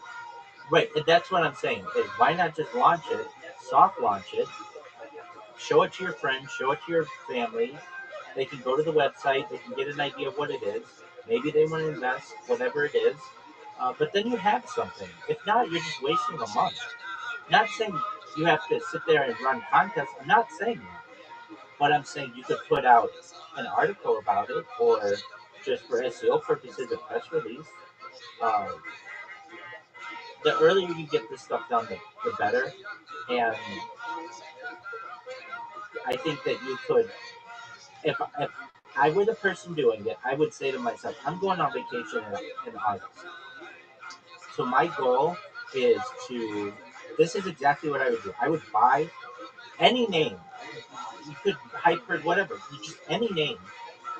But the name that I thought I'd go with, and Parent Care would help you for SEO purposes. I get parentcare.org. I take my code. So I buy that today. Today is uh, Tuesday, June 25th. I buy that today. I upload the code that I have to it. Maybe not make the website public yet, but start to see some of the kinks that I'm working out in it. Um, I and then I'm gonna get all my social media, and I'll have that done by. I have it done by tomorrow, but I'm a little different. I have it done by the end of the month. Like, I would say to myself, I have 1 week to get a website and get all the social media for this as possible, and then from there, it gives me another month to be able to put my code up and everything, and then I go on vacation. In the meantime, my website's working for me from press release or from a social search engine result aspect. When I see people from home, they're going to say, "Hey, what are you doing?" And you can be like, "Well, I'm an artist, but additionally, I have this startup that I've launched softly, and when I get back to British Columbia, it's ready to go for me, and I'm going to start posting projects or posting contests in the fall." Like, you're basically going to save a quarter, and that's important in terms of launching a startup. That's how I would do it. If you don't want to do that, I'm not going to force you to do it. I know between the two of us, I'm get it done right away kind of a person, which can have negative aspects too. I'm not saying it's always good, but you've been talking about this. Your mom was in town 4 months ago, something like that, and you have built some code. so that's good. But you still don't have a website yet. You still don't have a single social media account, which is what this is based on. And I understand you're gonna be like, dude, I didn't have the name. If I'm gonna go with this name, then it's gonna take me time. But what does it hurt you to go and get all of the social media for Parrot Carrot? Even if you don't name it Parrot Carrot, they're free. Take them, get them while you can. Yeah, no, I just wanted to metabolize the name. That's the thing. But We've been talking about the name for 2 weeks, and even if you don't like the name, then you can always just change the name of the social media. Generally, on most platforms, you could just change it. Like you have no social media for this business. If I were the person doing it, I would say, like Friday, I'm gonna have 30 different social media accounts. If I need to change their names later, that's fine. They're gonna start to develop followers. I might be able to even just connect them in a link tree, and then I have something. The metabolization, or the um the waiting, it's to me procrastination. You got to get this thing done. You got to say, like, I've told you before, it's like there's a lot of like tiny little pieces of like technical infrastructure that need to be built on like the back end. no, Like all this shit that like orchestrated. you're It's not. you're It's doing not it. just like watching like a website. You're doing it the wrong way, though, in my opinion. If you had the social media of it already created, it would be working for you. Even if you didn't say what it was, because I understand you don't want to give away the secret sauce, you're going to organically get followers to that. So while you're building out, If you're not posting, you're not gonna get followers. I create social media accounts every single day, and I get random people who follow me. Now I know. Well, you're not gonna go viral. You'll get like 10 followers. You're not gonna go viral from just having a blank random account. But That's character. but it helps. It would help your social media. Right now, there's going to be a little bit of a challenge for Parrot Care to outdo that children's book, but it's a different industry, so I think that you're not going to run into too much of an issue there. Um, it's like I get that the back end's going to take time. We're talking about 8 hours of work for you to create all the social media, and then you're done. Then that stuff's working for you. Then nobody's going to steal your name. Then you work on all the back end stuff, because the back end stuff is important. I'm not denying that. You also have to figure out, like, is it feasible and everything, and we think it is. Um, Let me ask you, when's your goal to have when's your goal to have your link tree with 30 different social media?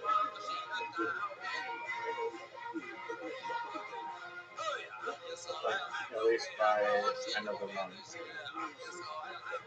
All right, so by I said like, and I. so by July thought 1st. much about like the soft launch thing that you mentioned, but I mean,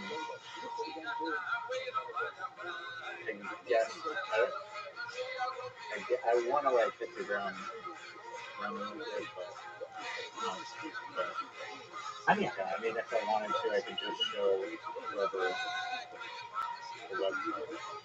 Why do I have to do it? well, look, I want you to look good when you go back home, and there's a plan to do this.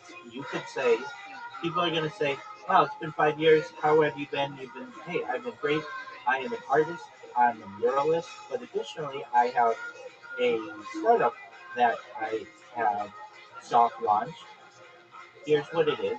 It's essentially a social media contest crowdsourcing platform that I think is the next big thing in terms of advertising. You can check it out. Linktree.com/parrot. And all our social media there. You can just Google it, and we're going to show up. You can type that in. Like then you have something to be proud of. Then you have something established. If you don't have that stuff by August, then you just have an idea. You have no website, and people are going to be like, okay, so it's just an idea. It's a totally different thing when somebody can look it up on their I phone. do have a website right now. It's just not wired to a specific domain. That's what I'm I saying. can show someone what I. Yeah, that's not good enough. I can do all that. That's not good Yeah, I enough. have no problem doing that. I think my only hesitation would be like putting it out there. Someone. No. I don't want you to put your code out there. You just need a landing page coming soon. Revolutionary with your logo. Like you don't have a logo yet. You don't have your social media yet. Like that kind of stuff is kind of easy to do, as opposed to what you're doing. You're working on the really hard stuff when there's really easy stuff that is going to work for you in the meantime. Then you're going to be able to show people, hey, here's our logo, here's our social media. We just started, but feel free to follow us and follow our journey. They're going to think it's a good idea. It is a good idea. But for you to say like, okay, by the end of the month, I want to have all my social media. Why not by the end of the week? Or like even you may say, all right, well, Rabbi, quit bitching at me and I'll get this done. Okay, great. Then in 8 hours, you should come back and you should have 15 different social media platforms. And the reason why I know how quickly this is done, I get these guys in Africa to do this all the time. You've heard me have this conversation with them umpteen times. Do you have a link tree? No. Why not? I don't know what that is. Okay. Do you have a Twitch? Do you have a Twitter? Do you have a YouTube? It just takes 8 hours or so. So when you're making you're making this a project. It doesn't need to be. It's 8 hours of your time, and you will have a YouTube account, a Gmail account, a Twitter account, a Twitch account, all that stuff. Will you be able to, like, where you should be coming to me or to somebody to say, look, I can't get Parrot Carrot. I already know on X, and I'm probably not going to be able to get it on some platforms as well. What do I go with? The Parrot Carrot, right? Isn't that a good question? Well, yeah, no, you just have to come up with a consistent alternative that's available on all of them. Or if you have the name of the mascot or the name of the parrot. Don't go with the mascot. Don't go with the mascot. You will. Merit, parrot. Didn't I say? Isn't that what I said? It should be Yeah, Merit. you said that was The name of the yeah. But that can always change too. Um, the the thing is, I would go with the Parrot Carrot. And if you're like, well, why that? I know at least on Twitter, you can have 15 characters. I know that off the top of my head. I make these things all the time. And Carrot is 12 letters. And the is 3. So you could get the Parrot Carrot. Now, you had said something like, well, what about Parrot Carrot Official? Okay. But that's way more than 15 characters on Twitter. Oh, yeah. You can't get that on Twitter, but like on Instagram or something like that. Okay. I would say to myself, Parrot Carrot is the number one thing I want. If I can't get that, then I'm going to go with the Parrot Carrot. And if I can't get that, then I'll go with Parrot Carrot Official. I kind of, and if I were you, I'd be like, what do you think of this strategy? And I'd be like, okay, why Parrot Carrot Official and not Official Parrot Carrot? And they'd be like, well, I asked AI and it said that that's the best way to do it if you can't get your thing. I said, okay, I get that. That works. But, like, what I would want to hear from you, and you're my friend, so I don't want to be hard on you, but what I want to hear from you is, Rabbi, you're absolutely right. I will be back here by the end of tonight. You got a podcast to do tonight? And be like, yeah. You're going to be like, okay, when is it? I'm going to be like 6:30, and it'll probably be done about 8:30, maybe 9. You're like, all right, great. I'm going to come back here at 9 p.m. tonight, and I'm going to have a link tree. I'm going to have a YouTube that is waiting the 24 hours so I can upload stuff, meaning it's verified. I'm going to have, of course, the Gmail. I'm going to have an X, a Twitch, a Twitter, a Rumble, and a a Spotify, a Pinterest, and a Snapchat. I understand if you're not going to have Blue Sky yet and this other stuff. I get that. And I would say, that's great, Riser. Do it. I'll see you in 8 hours or so. And you're like, I do No, have to. I was not set on the main I get that, but it's not necessarily wasting time because you could change that stuff later if you needed to. Literally, there are only a few of those things that you wouldn't be able to change. Like, even if you got hair care at YouTube or whatever, you can change that username. Now you may say, yeah, but I can't change the email, the original email, parrotcarrot@gmail. Yep, I get that. So you would just create a new whatever herd hype, and you could change the email address that's connected to the YouTube account. What I'm saying is, for most of these, you could change them, but like um, the fact that you don't have social media, you should say, I'll be back in 8 hours and I'll have that stuff. That's not hard to do. And I understand you might be like, dude, I have to take out yellow and I was going to play pickleball. Okay, that's 4 hours of your day. I still make these things. Yesterday, I made, just on one of my accounts, I made 2 Rumble accounts, I made 2 YouTube accounts, I made 2 Gmail accounts, that's 6. I made 2 Twitch accounts, I made uh, made 1 Nemo TV account, and something else. Oh, and a locals.com account. That's 10. And I can tell you how long that took me, and I add stuff to it, and I also connect it to something. It takes about an hour. It doesn't take that long to do. And another thing, you don't have to put anything for the description. You just have to get it. So if I can do it in an hour, you can do it in 8 hours. And then you're not kicking the can down the road, saying I'm going to get it done by the end of the month. And that's what I do. But I'm not telling you how to do the rest of your day. But that's what do they call this? Founder's mindset is, an entrepreneurial mindset. You gotta be a go-getter. You gotta get this stuff. Go for the brass ring. I know you fell asleep during the McDonald's movie, and I'm gonna give you shit on that until you watch the rest of it. But it's about perseverance. It's about persistence. It's about grabbing the brass ring. It's about chutzpah. There's this like 1 minute speech that he gives in it that is just like burn, lights a fire on you. And then once you have your social media, you can have a website maybe by tomorrow or something, just a landing page or whatever.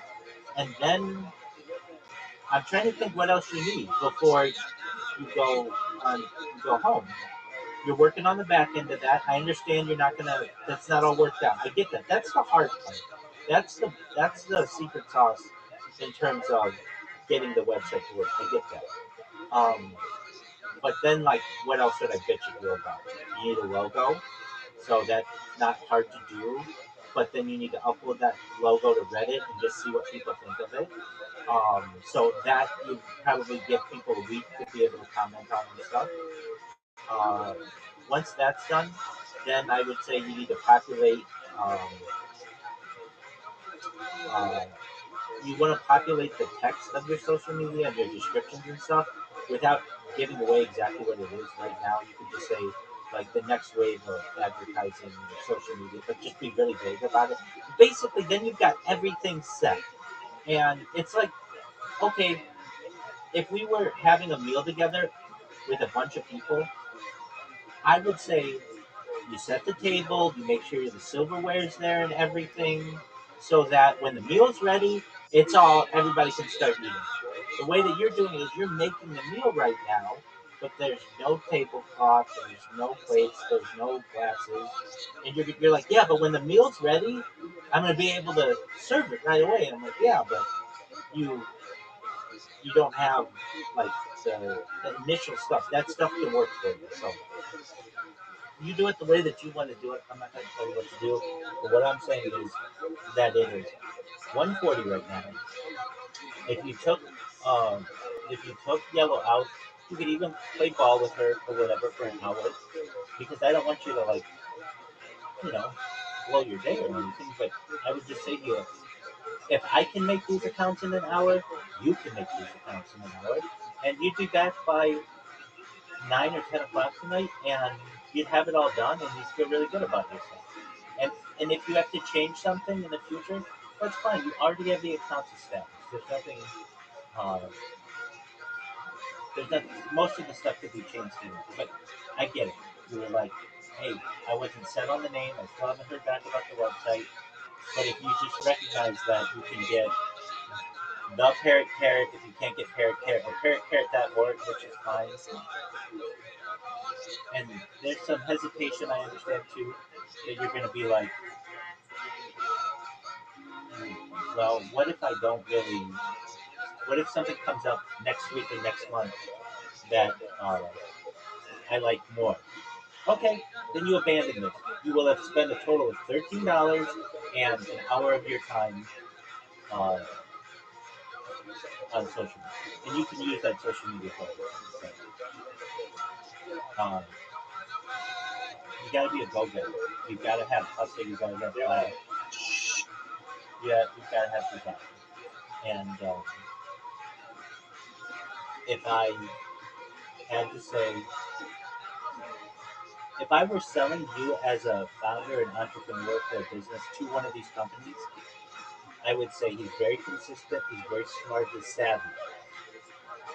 He's uh, he can be conservative with some decisions, but he's a giant ass progressive. And I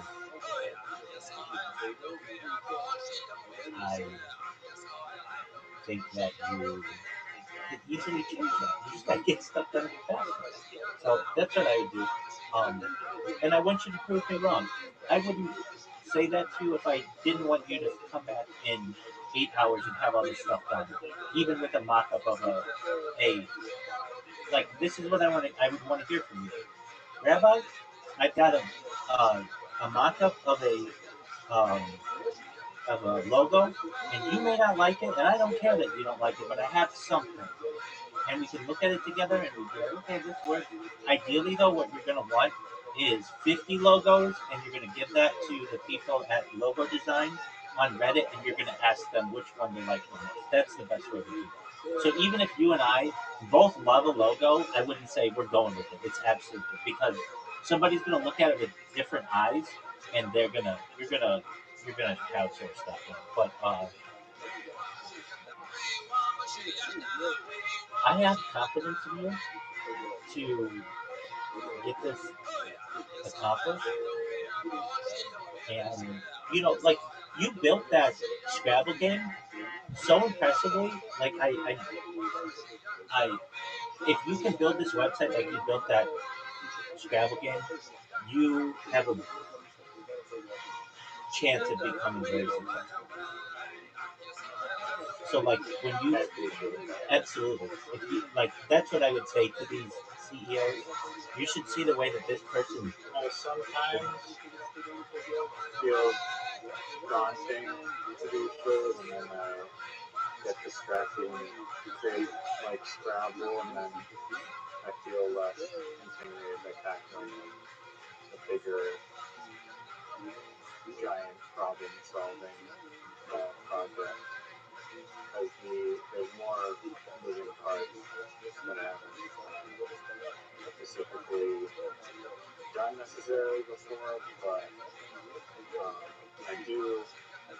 I find the challenge fun to just solve the problem. It also feels good to just check the box of shit that's done, even though sometimes it's like a bunch of back and forth with AI to try to get it not fuck up all the time, but eventually it works out. Usually you just keep pushing forward.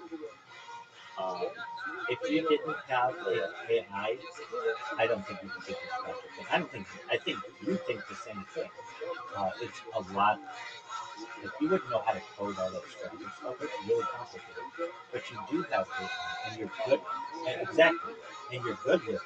I've seen what life was like before AI when I worked in the startup world, and to put together what you did, even just a website, takes a long time. Uh, and you get broken links, and you get certificate expirations and that kind of stuff. But you have AI. You basically have a team of people who can work with you so long as you stay dedicated to it. And I get it, the distractions and stuff. So I I'm gonna, as your friend, challenge you. You have uh, it's gonna be 2 o'clock. By 2 o'clock, I want you. I'm gonna challenge you. I want you to do whatever you need to do with yellow. Take yellow out. Play ball with yellow, because I don't want that to be a distraction. I want that done. And make your meals or do whatever. Get your pizza. Whatever you need to do. You just need to spend like 1 or 2 hours making a link tree. You don't need to put a logo and getting a YouTube, Gmail, all that stuff.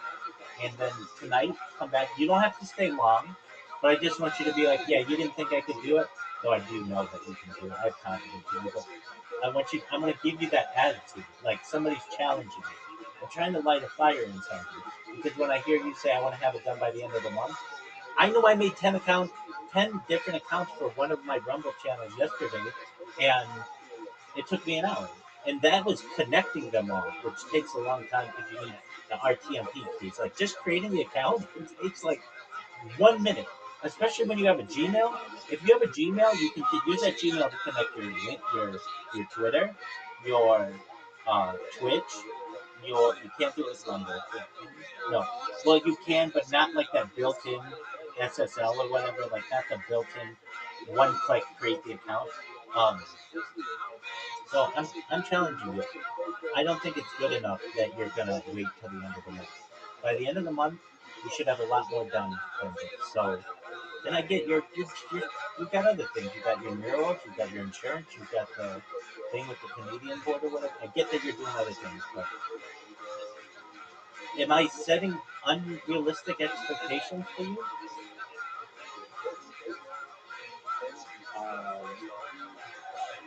No, but I mean, I've explained my trepidation for social media things because not, I mean, I see where you're coming from, like, go to social media heavily or whatever, but if I'm not, haven't picked the name yet, it's like, I don't know, it seems irrational to spend time creating that stuff. And I get they even change the name and the email and all that, but maybe like the back, like that stuff could be made like instantly, and like the back end stuff is like way more important to get done. And my goal, like I said, by the end of the month, like literally everything done and ready. And also, according to AI, the likelihood of this prototype website of actually winning the case is very small. No way. Wait, what do you mean? It's saying that you can just file the trademark for U.S. and Canadian trademarks, and then under Class 35 advertising and promotional services, and then they'll go through it. It's not an agricultural business. Neither's that other one. The other one's a marketing agency. Says it in the name. Or in there. It's called. Cattle producer marketing. It's a marketing agency. So I wouldn't just go with AI. In my opinion, they are going to sue you, and that's why this is a no-go for an A. You don't want to take the risk.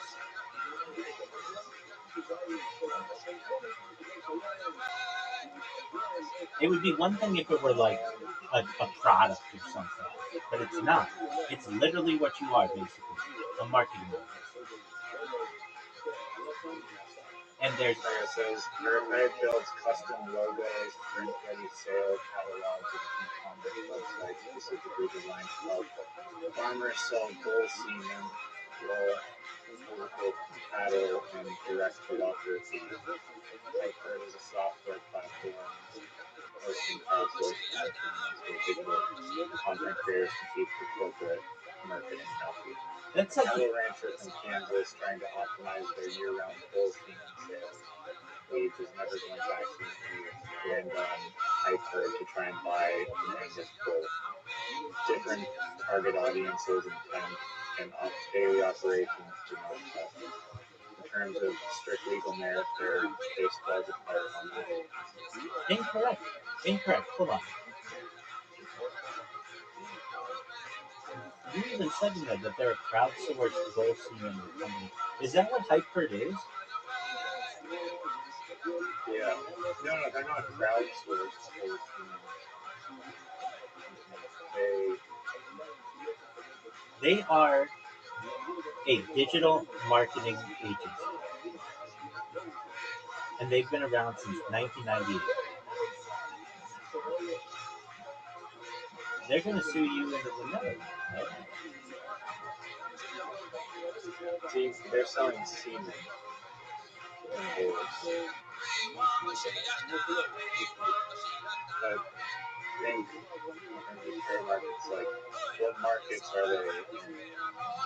Or could they confuse They're in the web. markets? They're in website. They're in website design. They're in marketing. They're in branding. These are. This is like very similar to what you're doing. And I know that. Well, they're doing it for cattle. I get that, but there's overlap. Look, a reasonable person, and I'm a third party, and I would tell you that you're infringing on their trademark.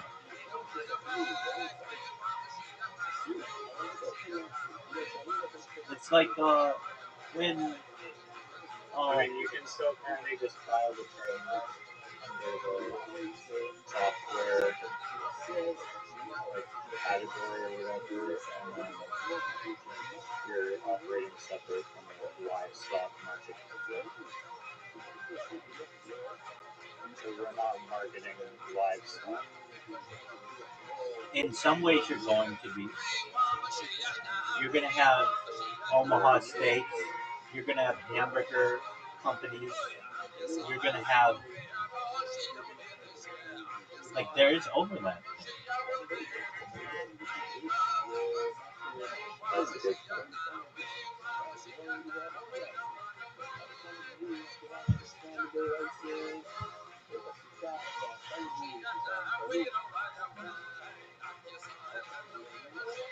The fact that they're a marketing agency kills this in my mind. It's just like it's too close, and I understand that they're both semen and other stuff, but they're also website design and brand creation.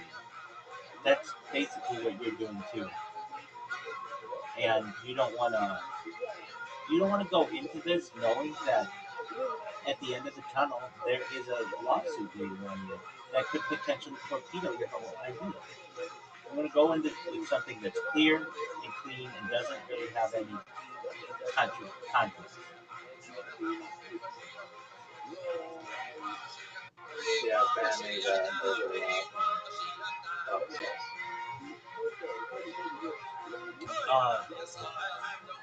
Is that what AI is saying?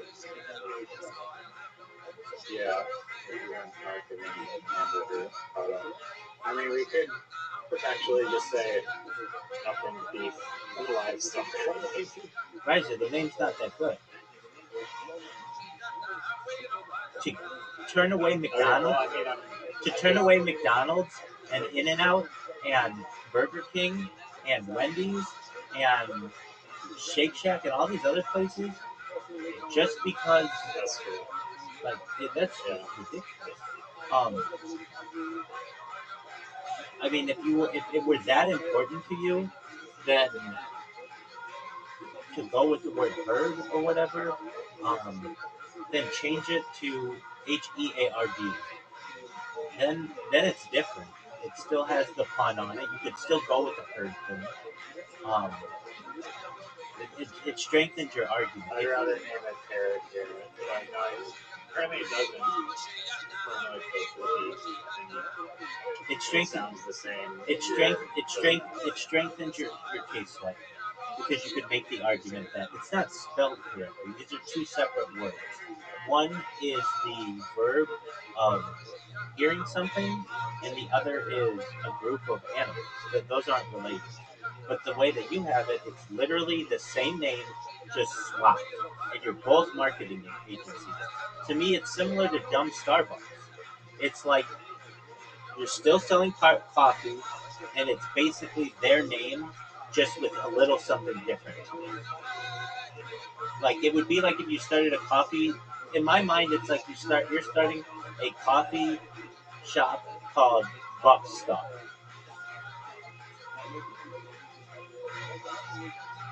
That's.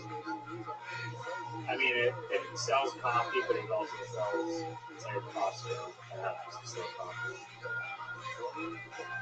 It's a marketing agency, and that's what you are. I mean, I know you're going to say we're social play. They market specifically cattle. They do branding. They create websites. They also have some The kind of cattle industry is a cattle industry.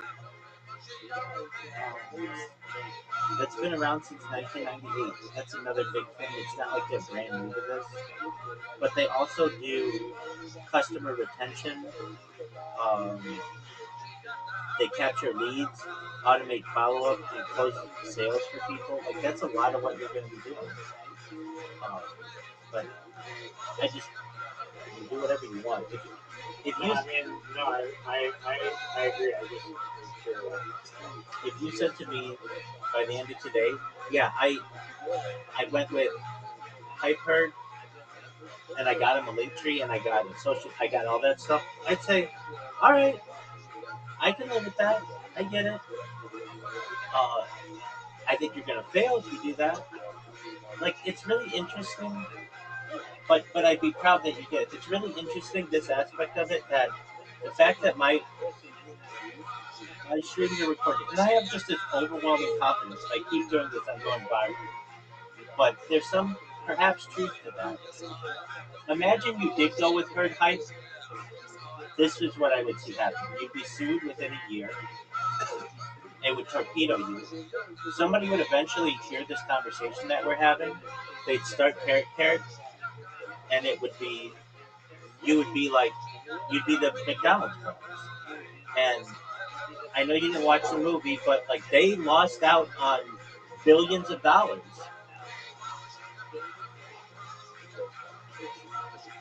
Yeah, no, that's true.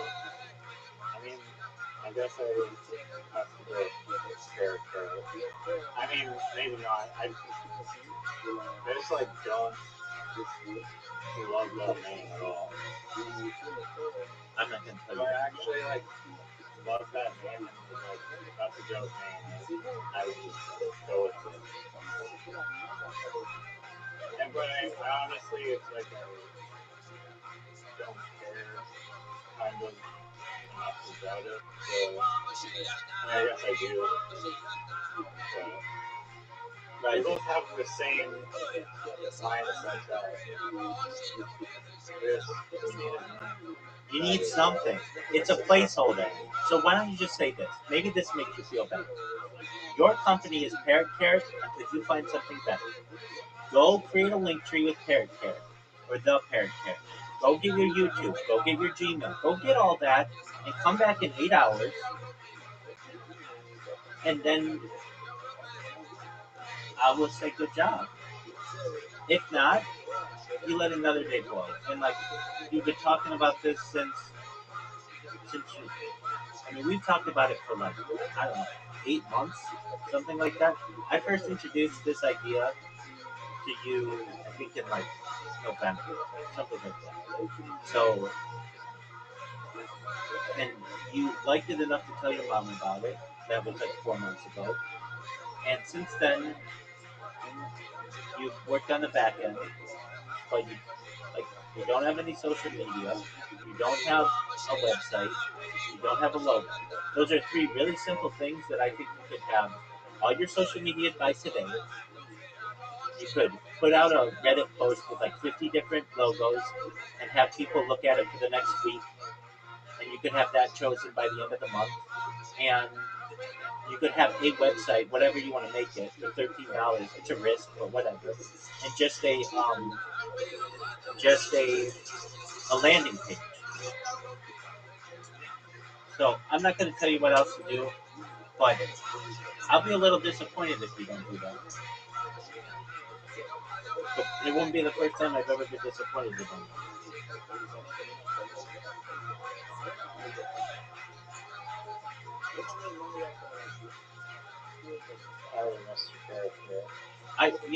I'll even say this.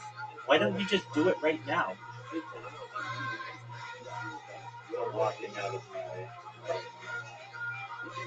literally walking outside right now. I'm taking yellow out. Yeah. Are you just to go to the bathroom or to like play ball? Play ball.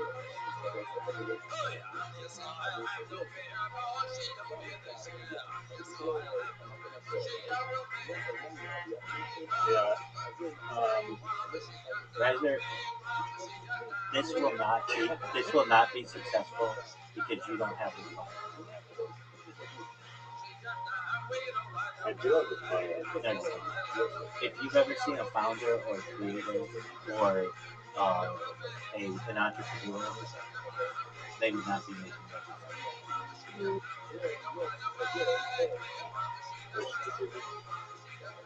I would say, look, I gotta take my dog out to go to the bathroom. But she can wait on. I play ball with this dog every single day. For one day, she can wait, and I'll take her out. I'm not gonna not be with her or anything like that. But I've been challenged. I've been challenged. People who are challenged. I never said I wasn't gonna create the social media. You didn't say you. You didn't say you were either. I never said I wasn't. I know. I'm saying entrepreneurs, people with a founder's mindset, they would say, "I'll have it done. What time do you want it done by? 9 p.m. tonight. It'll be done."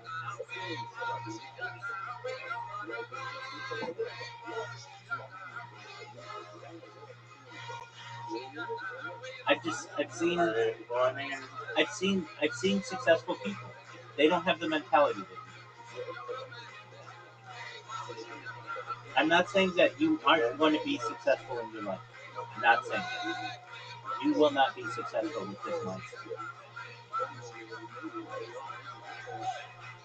I mean, I've explained why I haven't created social media because I have not felt that the name, I've not been happy enough with the name to do so. And there's also 10 million other things that fall into place. And I also think that just creating a bunch of ghost accounts is not going to do much except for secure a name, but we'll go with Paris Hair for now. If I can come up with a better name than this. But no, what I'm saying, not even that. It's the mindset of people with killer instincts, which is what you need to be successful in business these days. When there's a challenge before them, they accept that challenge, and they will tell the person who's doubting them, "I'm glad you're doubting me. I'll have it done. In fact, I'll be in here waiting for you." If you would challenge me, well, if I make a challenge for you to go outside and go egg like 16 cars, you'd be like, why would I go egg 16 cars? That is, like, I have no reason to go egg those 16 cars. You'd be like, well, I'm challenging. And then you'd be like, I don't really agree with this challenge. No, but that's a different. That's just like the challenge. It's not like I understand. You're gonna need social media for your. You're gonna need social media. So it's not like I'm saying to you, to go do something illegal. That's argument ad absurdum. which is a fallacy. I'm not saying it's always a bad fallacy, but it's just a logical fallacy. You're going to need social media. I'm challenging you. At least create the account and come back here by 8 o'clock tonight or 9 o'clock tonight and say, I got it done. Great. If you have to So change. you're giving me the Nigerian squad treatment. The Nigerians move faster than you do. I hate to say it, but they do. They will be like, okay, they'll stay in here for a few hours sometimes and just create the accounts and then have me look at them or ask me questions. You don't need that. You can figure all that stuff out. But some of them have that fire. Not all of them, but some of them do. In your case, you didn't say what I wanted you to say, which is, I will have that done by 8 o'clock tonight or 9 o'clock tonight. I'll just have the accounts. If I have to change all the names, that's fine. But if you want to challenge me on that, I'll accept your challenge.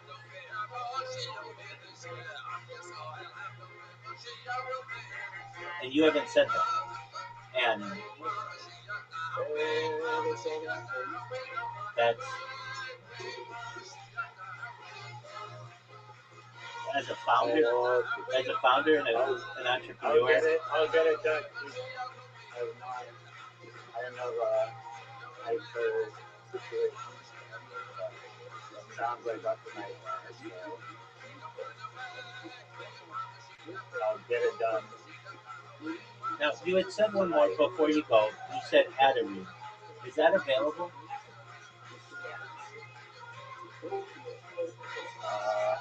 The name sucks. No, it doesn't suck. It's okay. I think it's Paracarot's better than Adderall. I mean, Adderall is not the worst thing. No, not at all. Adderall does have an issue though with it has the same, somebody's got that website, register name, and I do just say that for that stuff. Like you mentioned before, it's not memorable as much. I mean, it's not a bad name. You are someone who, I'm sure there are different kinds of people, and I guess it's type A and type B. Type A people would be like, dude, I'm not only gonna play fetch with my dog, I'm gonna eat the meal and have all this stuff done by what time do you want it done? I'll have it done by 7. When you're still in your podcast, I'm gonna be waiting here for you, and then I'm gonna have you check this stuff out. And I don't want you going to the bathroom. I don't want you restarting your streams. I want you to view my stuff right away. That's type A. And then there's type B, which is like, okay, I'll get it done when I want to get it done. And then there's another kind, which is almost how I feel like you are, which is like when someone challenges you, the fact that you're not doing it on your own, or like it's like somebody's giving a false constraint to you, makes you feel like I don't want to. Now I don't want to do it. Almost like it's a different kind of mentality. And I've seen you do type A stuff like with that Scrabble. You were like all over. I could be like, oh, change the lighting, change the color, make the thing bigger, and I'd be okay. I'll be back in 3 hours. I want that fire out of it. It's not even my responsibility. I'm just seeing that like you're. It's like how motivated you are for a project. How I see it. You were really motivated for Scrabble. This one's kind of a scary project too, because it's gonna be a huge work investment, and chances are it is going to fail. Not because of you. Somebody is just who's bigger than you and badder than you is going to steal this idea. And even if you have Carrot, and I think that's a winning name, we haven't talked about that one. And then, like, while you're outside, I guess it's not like. What do you do if Hyper just finds out about what you do and they just start doing this idea bigger than you do, and they have more connections, they have employees? Are you okay with the failure?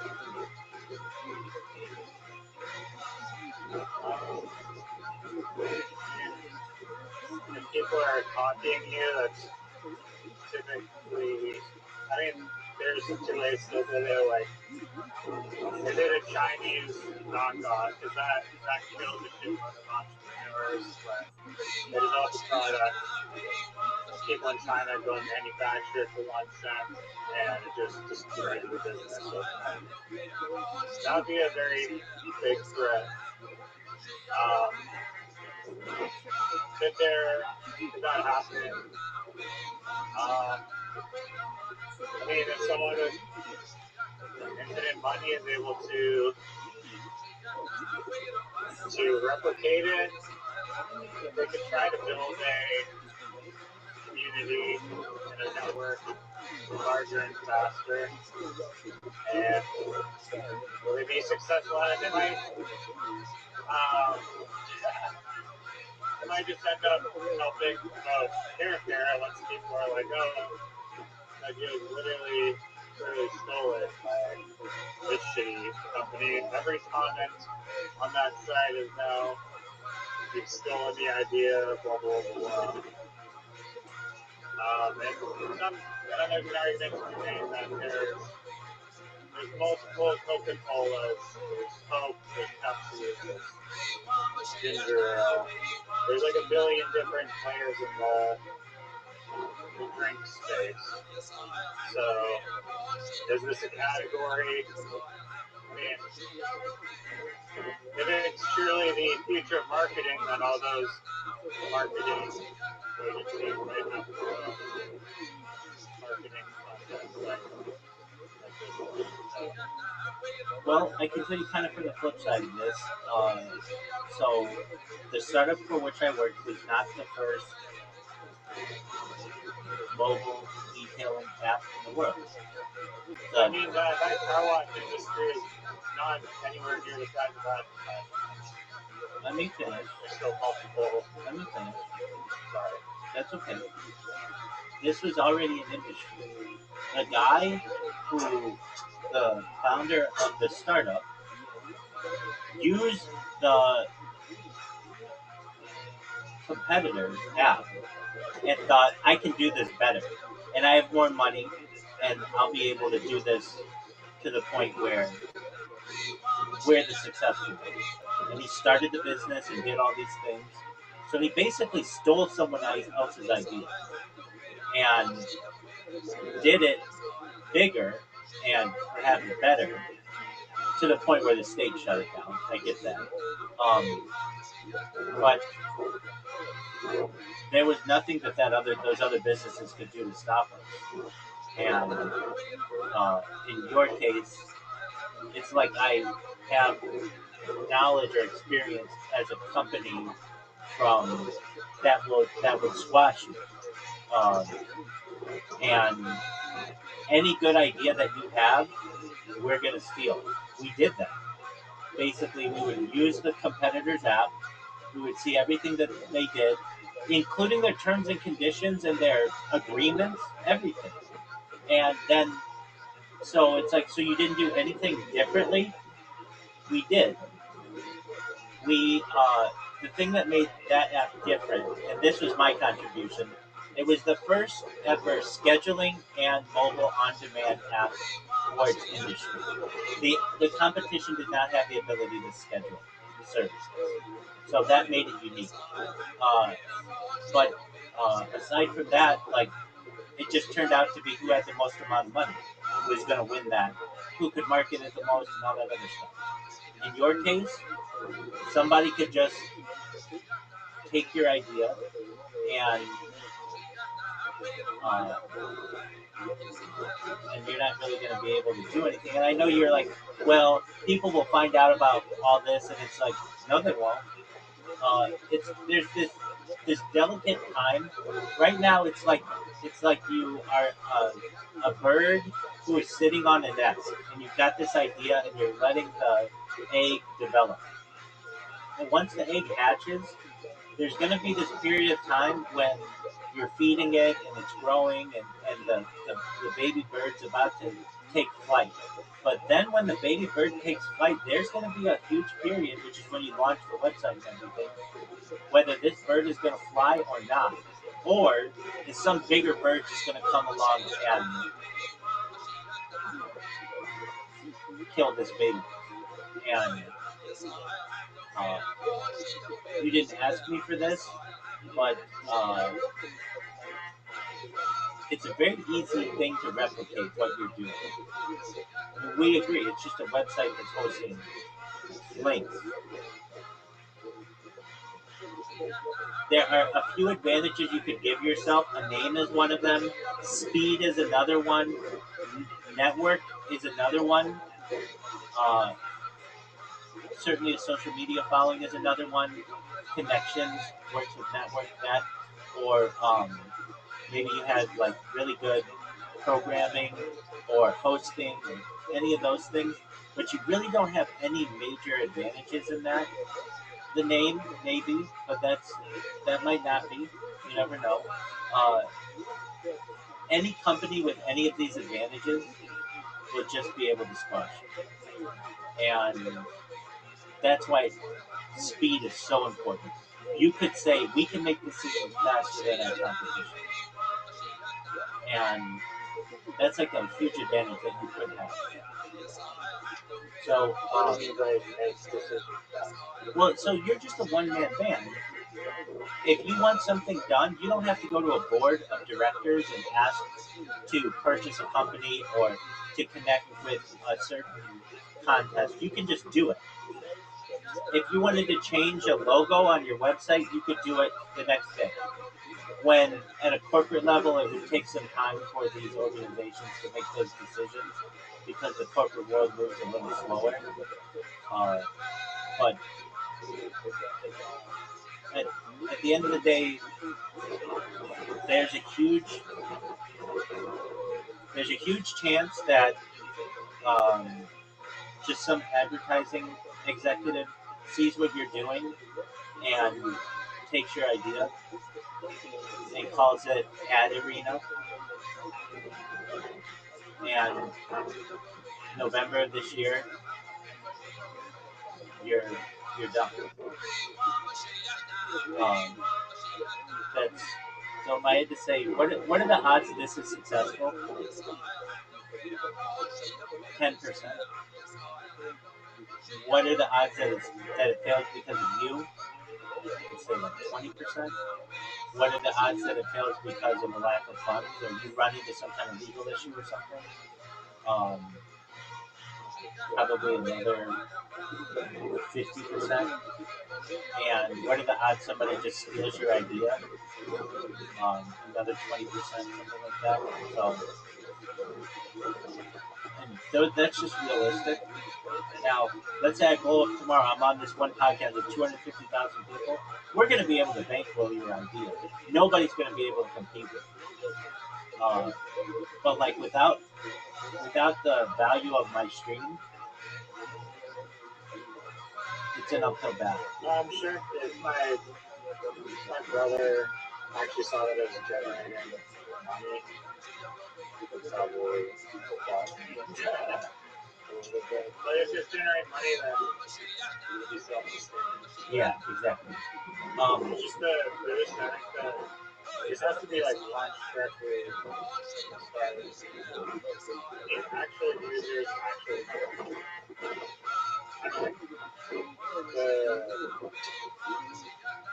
you know how like when you're sending out these cold emails and then so the issue is like more people sending you before you guys spam.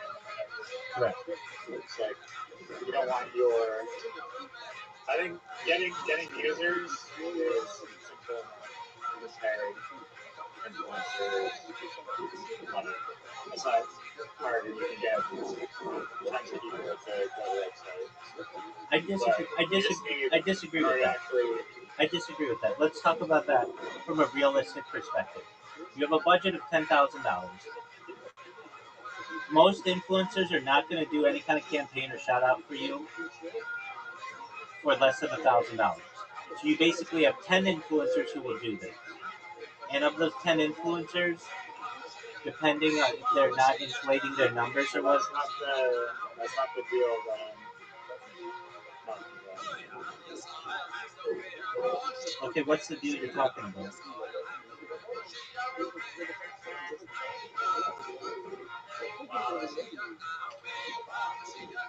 You just make a deal based on the revenue coming in in the future, make it attractive enough. Like, okay, I have to do 5 posts in exchange for $20,000. They'll do it. 5 posts in exchange for 20 grand paid out from future revenue. Never know.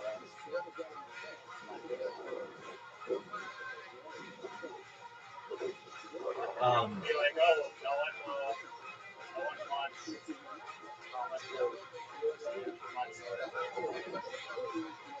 That's the right price, and they figure out the ideas and the part of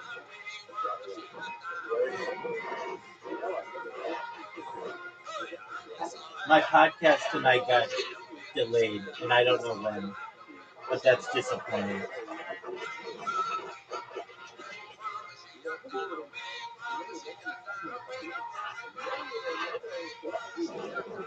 Did you hear me?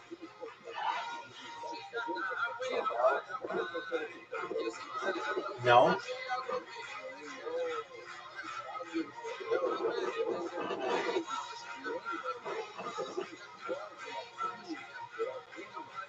Did you hear me?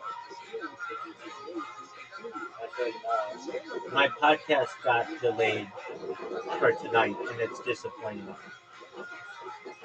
It is what it is, though. I was really excited to do it, but that's alright. Can't control everything. No guarantees in life. That's right, my friend.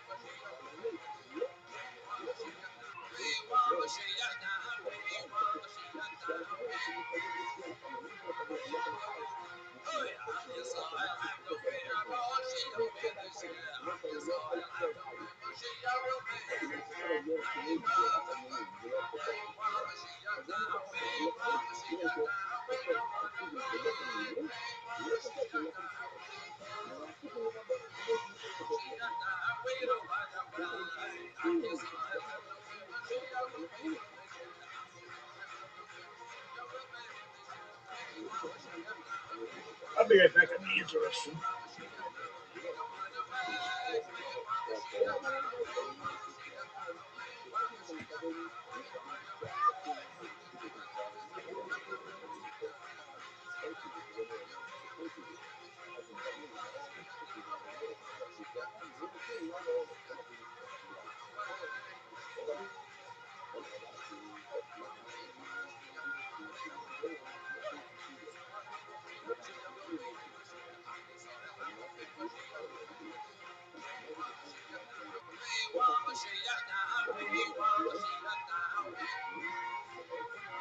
ownership share owned by Israel והזרע זה בסיס אומרת סוגיה כזאת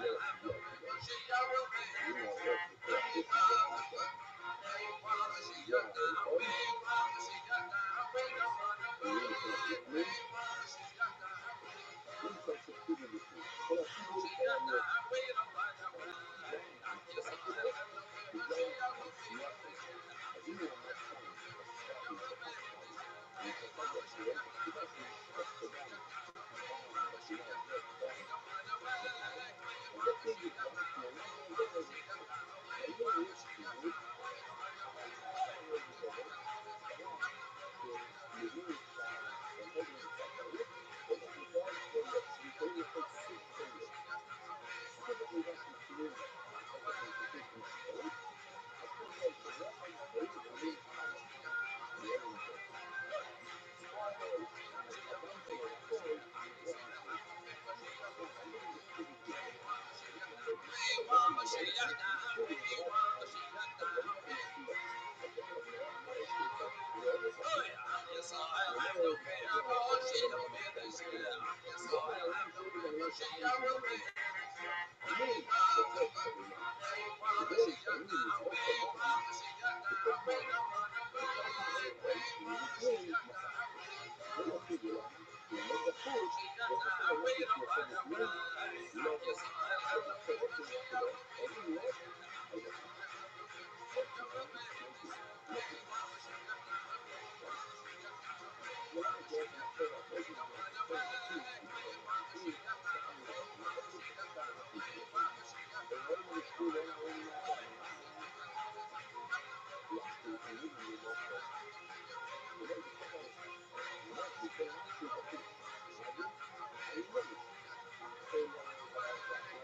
מכירים לפעמים ראינו במקום אחרים מוזג אנחנו ראינו שזה בחוץ שוב הוא אומר בכל דבר שזה יוצא בחוץ זה לא קיבול זאת אומרת לא בחוץ זה עכשיו אנחנו בחוץ או אומרים שניים אפילו כפיליים זה סלחים כפיליים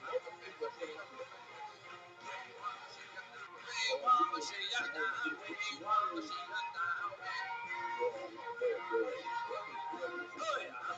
שופטים בכאלה בחורים האלה וזה חלק מהעבודה אז אם הוא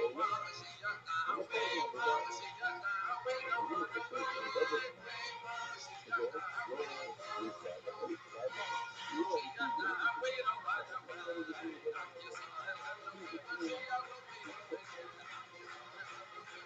ואנחנו עכשיו מבפנים זה משהו אחר אם בפנים מחשבה או משהו שיוצא בחוץ עבודה או ראינו בחוץ חומר ראינו שיש בכוונה שמשהו יין למוחו ולעשר שנים אם הוא עומד בחוץ וזה בסוף הגענו שזה קיבול אמיתי למה?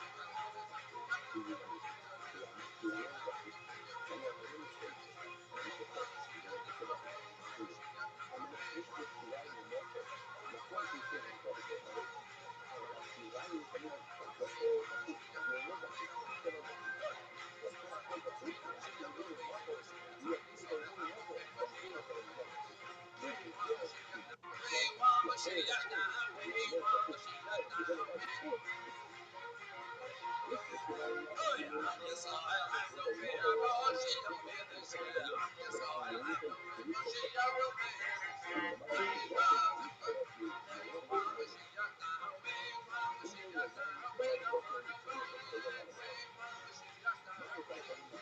ראינו התרגול אם הוא אומר שהוא יכול לפצל את הדם צריך לנו לשאול אם אפשר לפצל את הדם למה? מה זה חופש?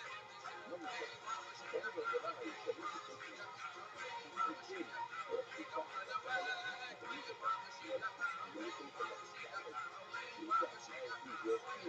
לא הדם שלומד בפשוט הדם זה מה שקורה מההתחלה של הבן אדם זה מה שמאפשר לאכול את הבשר הדם הוא המשהו מצד אדם כאילו אפשר לאכול בשר זאת אומרת הדם משאיר לך לאכול בשר אז לזה קוראים מחלה עוד דבר נמצא עושה ככה אז מה קורה? אם תושב אם כל אחד יכול לחזר שם אותו על המזבח עכשיו מותר לך לאכול את כל הקורבנות זאת אומרת הקיבול פה זה המשהו של הבשר הקיבול לא אומר את הדבר הזה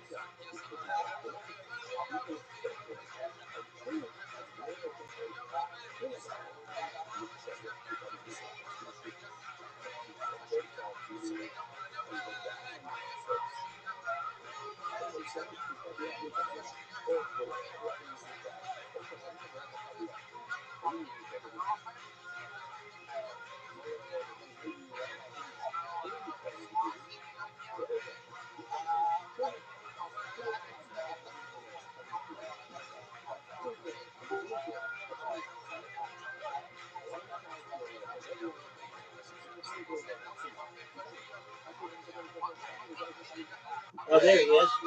What up, Tim?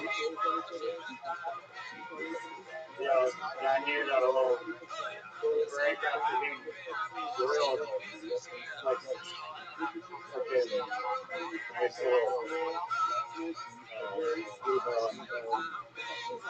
Baby, I just want you to be successful. Lamb shit.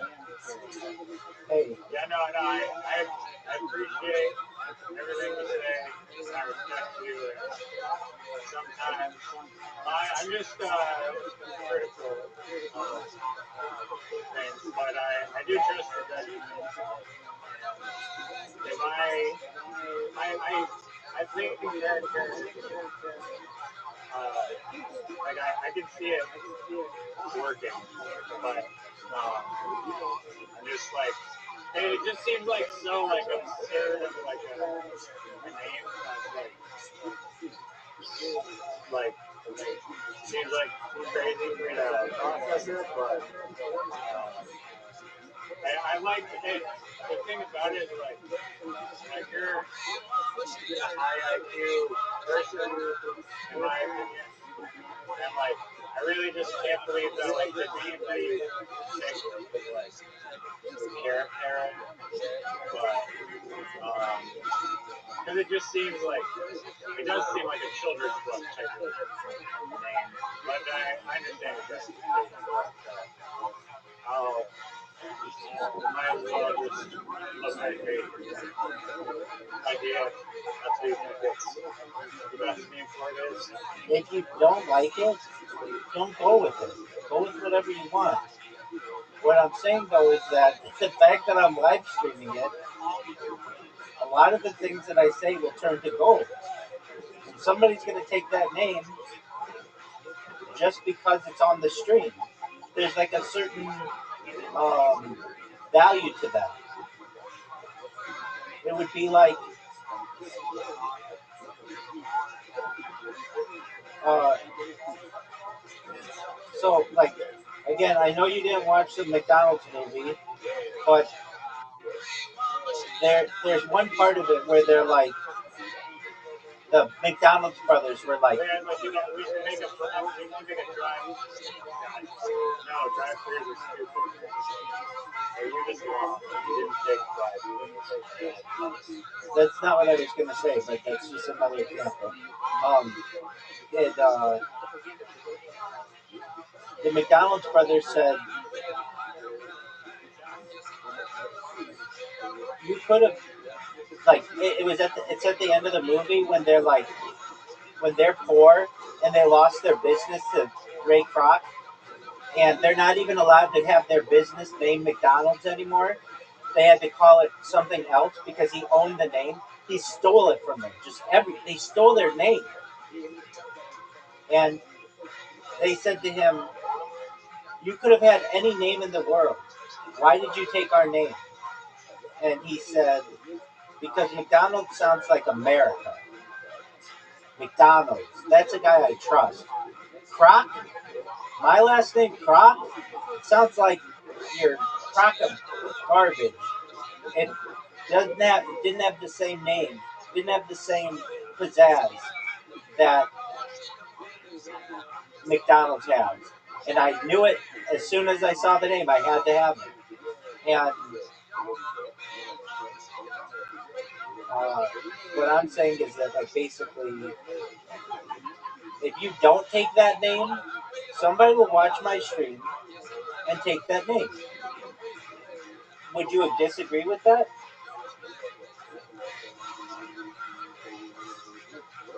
I mean, it's unproven that the market will respond to it until they use data. Right now, we're just going on a hunch. That's true. It could take off. It could not take off. Is there reason to believe that it could take off? Sure. That doesn't necessarily mean that it's guaranteed.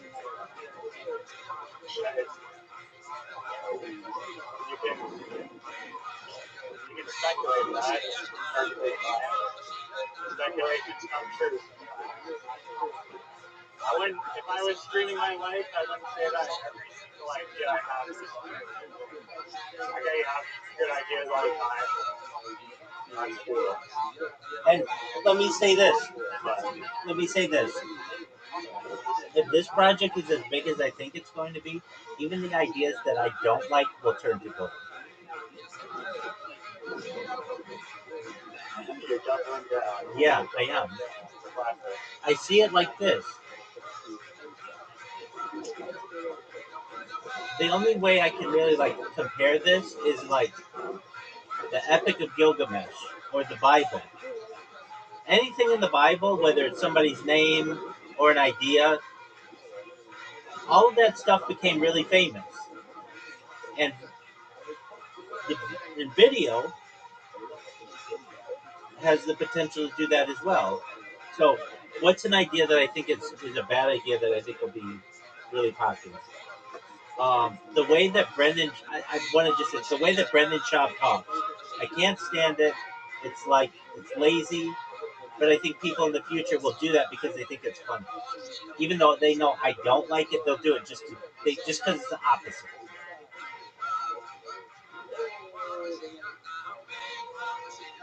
What, Sure, yeah. what's another example? Um, uh,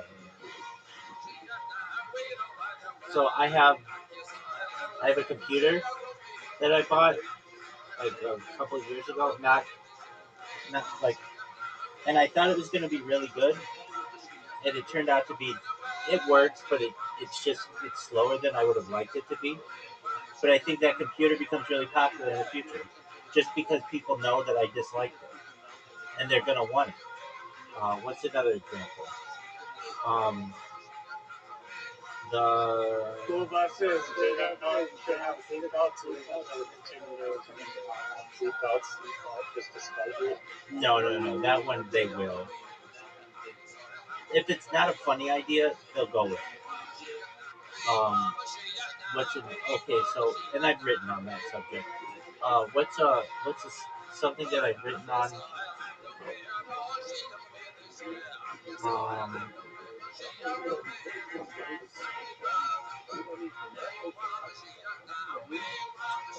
that I oh, okay. Here's one. Tater tots. I don't really like that name. I don't think I've ever had tater tots. I think it's like a potato. You don't like that name? I don't. It's alliterative. Yeah, I just don't like it. It just, to me, is always, whenever I think of it, I think of Napoleon Dynamite, and the food in Napoleon Dynamite. Just all of Napoleon. Have you seen Napoleon Dynamite? Yeah, of course. Yeah, it's just like tots. Like, it's just boring and like. But the fact that I called into that podcast, and one of the things that I quoted was a Brendan Schaub quote. It will make like the fact that I don't like that will make it really popular. Uh, what is especially stuff with food though? Anything that I talk about will just get triggered in people's minds because they'll be watching it for thousands of years. So what's the thing? Do you Cherry. think tater tots would have taken off as hard if the name is held up? Didn't take off a lot. Yeah, I, I I think people like them. I don't know. I just don't like the name. I don't know. There are some things that I really don't like. Um, I'm generally pretty proper in the way I speak. I don't end words generally on prepositions. Um, I don't like contractions, even though I just used one.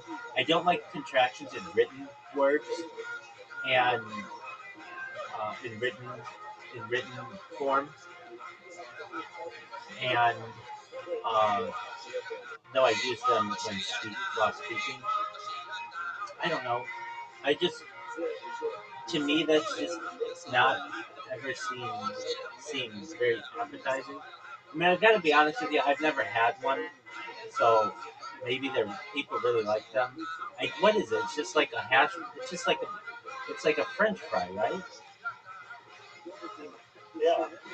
Yeah. So I mean, I like French fries, so I'm sure I would really like them. But it's just the name. Okay, here's one.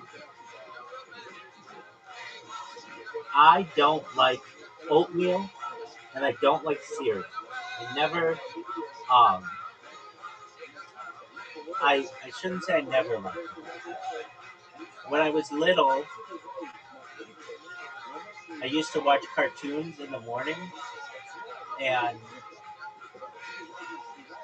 they would have these commercials on, and they would be for like kids in Africa who had like flies like flying over their faces and stuff, and they were eating this like mush, like I don't know, gruel or something nasty, and it always reminded me of oatmeal or um, cereal, just like something in a bowl, and I never really liked that. Like, so then if I could have anything for breakfast, I'd want like pancakes or waffles or donuts or anything but like anything in a bowl.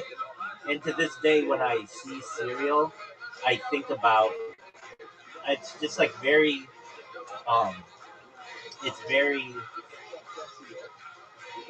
um, it's very.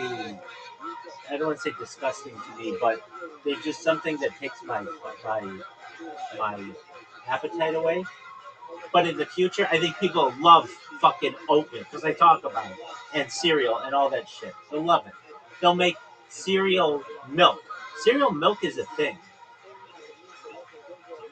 where like it's just like the remnants of milk that people drink from cereal. Uh, but to me, I just find Yeah, that that's amazing. I just find that to be kind of disgusting. Something that will be How many types of cereals have you tried?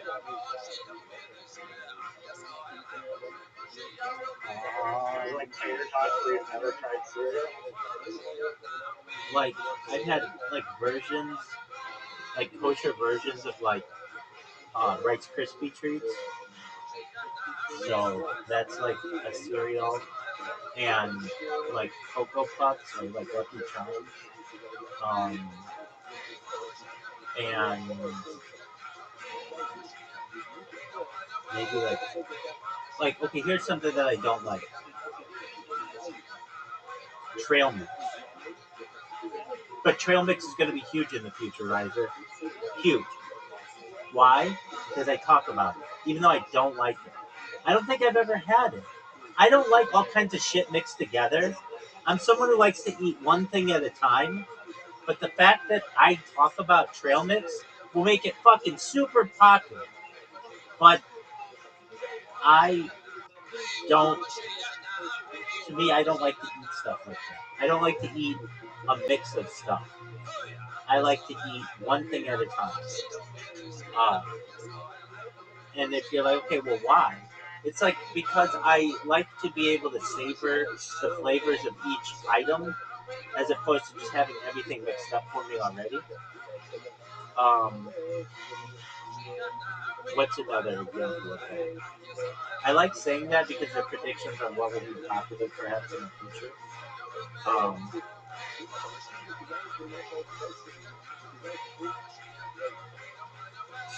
just one moment. Um, come on, baby. Come on, baby. Oh, tight.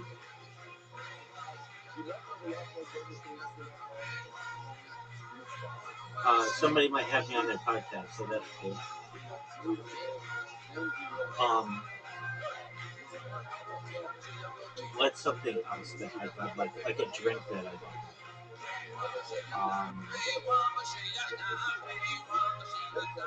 I I don't like the taste of alcohol. About 25% of all people don't like the taste of alcohol, but we just don't really speak up about it. Like we have a direct aversion to it. That it's just it does not taste good. It's a poison. Um, and so uh, what about it? So I'm an advocate for like if you're gonna have a beer or something, like why wouldn't you just have something that's sweetened? That's just to me like makes more sense. Um, And I think that, I don't know. I think that like all alcohol will become more popular in the future, but that's not a really good example. What's a better example? Something I don't like. I Okay. Here's one. I On macaroni and cheese. I don't like the part that is like maybe a little brown on the corner. I don't like that. That's disgusting to me. I think people will fucking love it in the future. Here's one. Brownies with nuts. I don't like brownies with nuts. Brownies with nuts are going to be so fucking popular in the future. It's going to be unbelievable. I feel like why? Uh, I can't hear you. They're,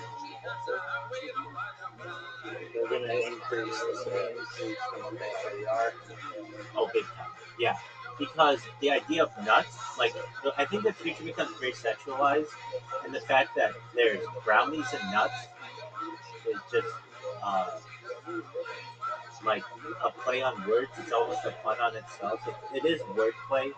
Brownies, I think, it's a phrase for poop, and nuts, obviously, like testicles, and just that alone becomes fun. Um, though I don't like nuts. I don't like nuts in most things. I like things like just what they are. Don't add shit to it. But then there's other stuff that I really like that will become popular because I really do like it. I love pineapple on pizza. Some people can't stand it. Cool.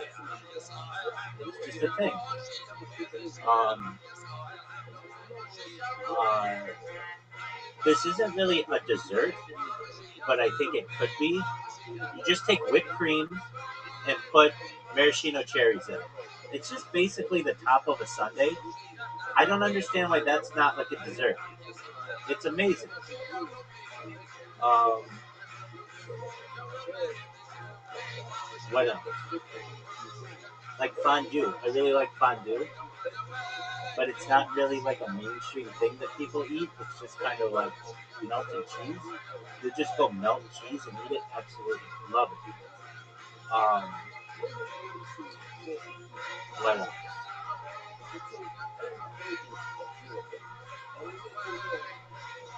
Well, one big one, ranch dressing, has become very popular because of the World Cup and stuff. But I've been a major ranch dressing person for a long time on French fries and of course salads and things like that. Even like cheese pizza and stuff. Um, but I could even eat ranch dressing and just bread, just a ranch sandwich. I don't think it's a bad thing.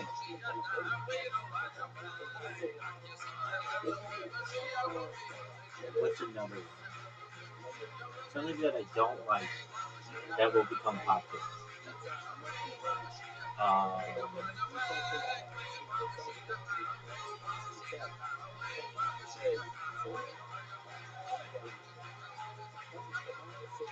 trying to think of like a television show or something that we don't like.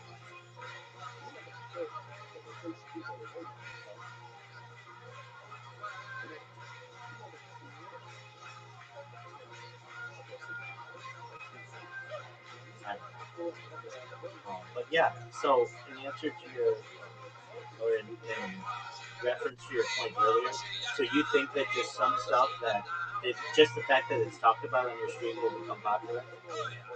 Absolutely. Given enough time.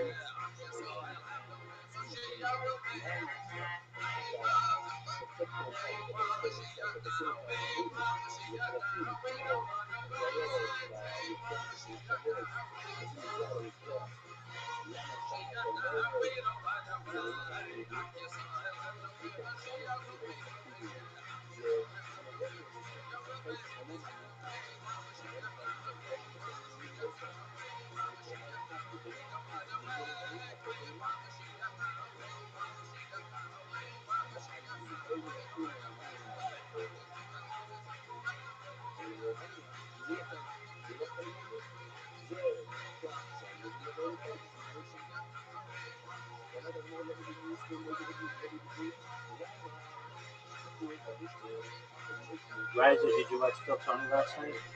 No. I'd say no animal. What animal? The clone. Yeah. What are you talking about? What animals that we don't turn names now? Well, Or maybe they're named in like another culture, like Peru, it's guinea pig. yeah. Another Spanish brand across the world. I can tell you, Jews will eat pig because we'll be able to genetically modify pigs to chew their cud. Perhaps the same with camels. Or the split of the, or perhaps there may be a way to genetically modify camels to have split hooves, uh,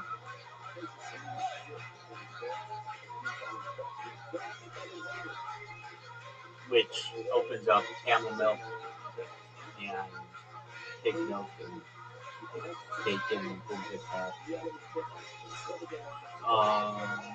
I don't want to look at it from a Jewish perspective, though. Other perspective of animals, I think we'll eat less animals in the future. So one day, I think everyone will be vegan everywhere. We'll be able to create lab-grown meat that tastes like bacon, or tastes like turkey, or tastes like steak, and you wouldn't be able to tell the difference. So, I think meat will become very expensive. Like, this has been a prediction for some time, especially amongst the rabbinical community, that meat will be something that will only be eaten once a week. Yo, what are you, in a fucking drive-thru? No, the school facility.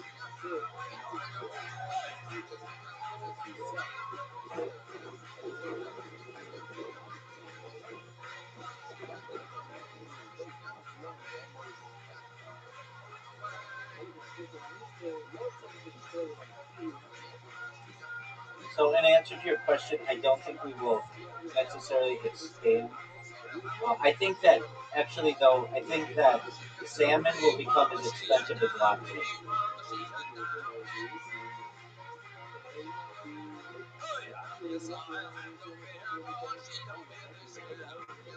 So, if you like salmon, you better eat it up now because it gets really expensive.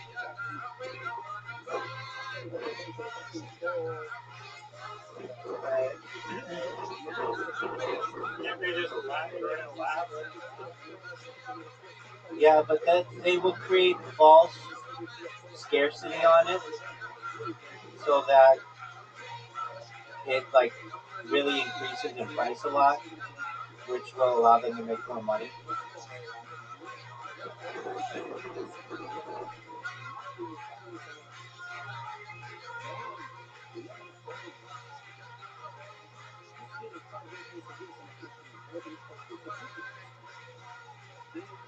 And I'm so pissed that this fucking podcast canceled tonight.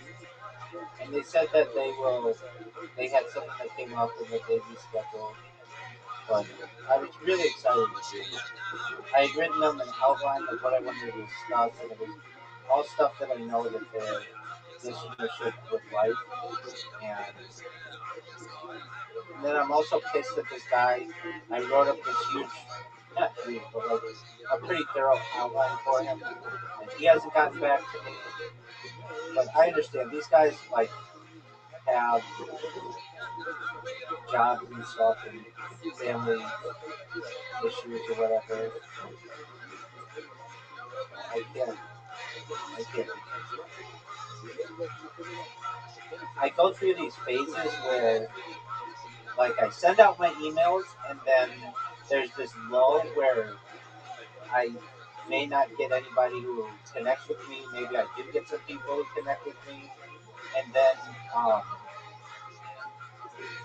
then I schedule them, and then there's this high when I schedule them, and there's a super high when I'm on the podcast, and then afterward, and then there's a lull again until I get scheduled on more podcasts. It's just a cycle I've been doing. I was on a podcast yesterday for 2 hours, uh, and there was supposed to be another guest on there, but the other guest couldn't make it. So I got to talk about alien abduction and time travel and something else that was really interesting. Is it trifecta? Yeah, it was. What else was it? Alien abduction and time travel and I guess those are like the main two things. There was this at the first part of it, they had all this stuff on the paranormal, and I don't really like. For as long as you and I have spoken and you've known me, how much do I talk about ghosts?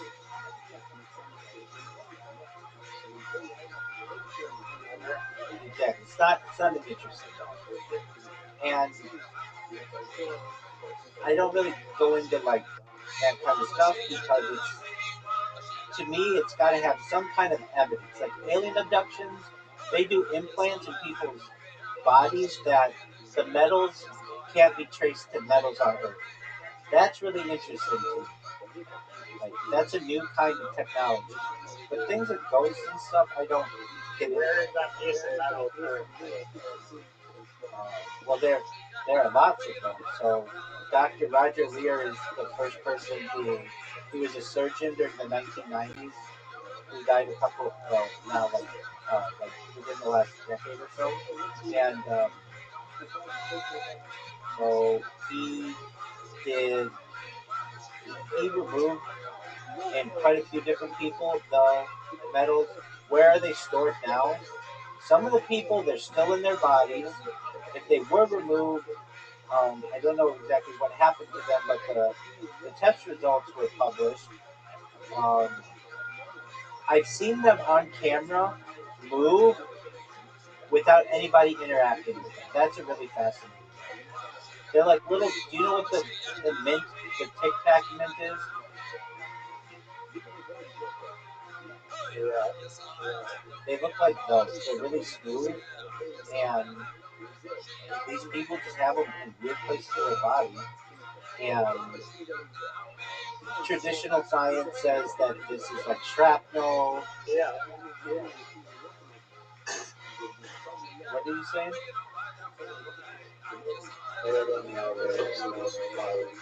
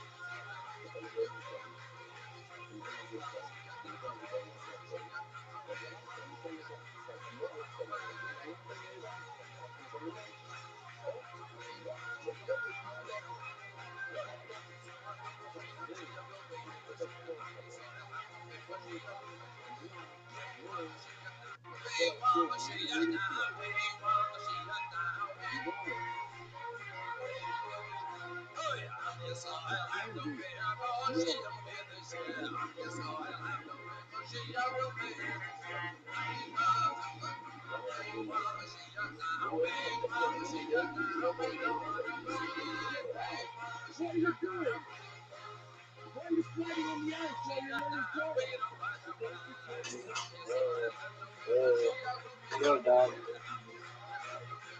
Yeah.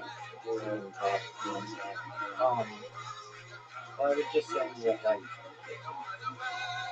or Dr. Roger Lear. I talked a little bit about that yesterday. Um, the that like they would take these little things out of people's bodies, and then have it on camera, and it would move without someone having to touch it, which was always like really fascinating to me. That like something could move without having any kind of external effect, or like without having an external force on it, and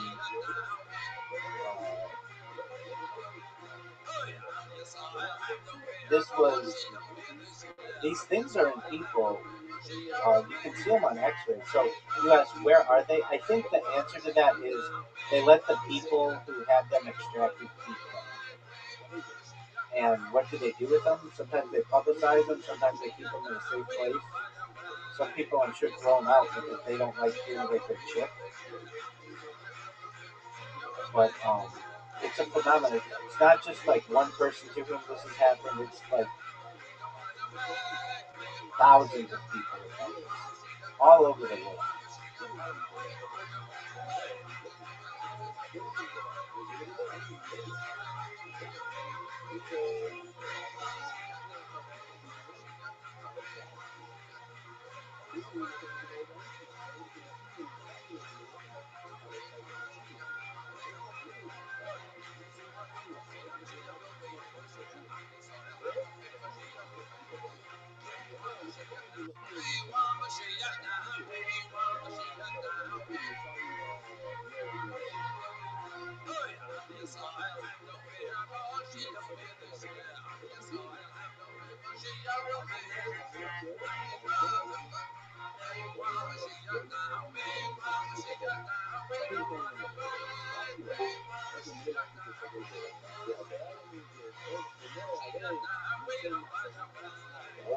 What's up, man? Did you hear my question? No, I didn't. Why would they give back the insanely rare metal to the person and not Betty? It has been switched, so we'll look this up. The metal that is removed from alien abductees, what happens to those little tic tacs?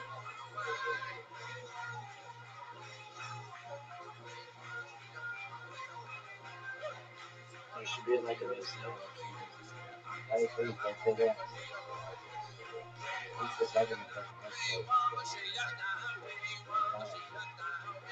Come on, dude. Where? Come on.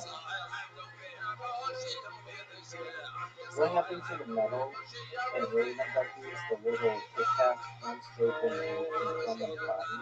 Like, what did Dr. Roger do with them?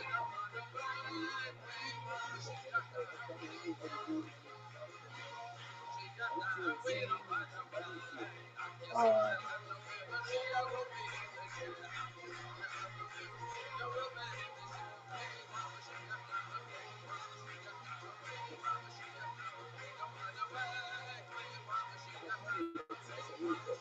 so, he. Okay, so at least in his case, he did not return the objects to the patient or the general public. Instead, he retained physical possession of the alleged extraterrestrial defect. But he's not the only guy who's done it. He kept these items, which he claimed were pieces of rare metals, nanotechnology, and microcircuits, in private possession, and used them for his own subsequent analysis and research. Lear subjected these objects to various tests, including scanning electron microscopy and broad spectrum elemental analysis to determine their composition. He claimed the objects exhibited strange properties such as emitting deep space frequency radio waves, having unusual magnetic memory, or containing isotopes like U-236 and iridium. Does that answer your question?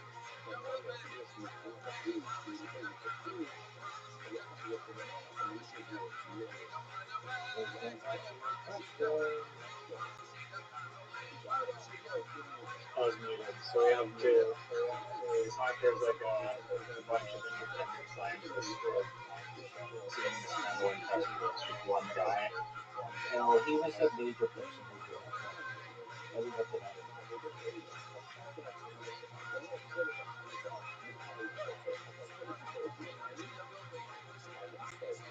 Now that Dr. Roger Lear has passed, who are the big people who remove alien implants from people? Can you give me a list of 10 people who've done it?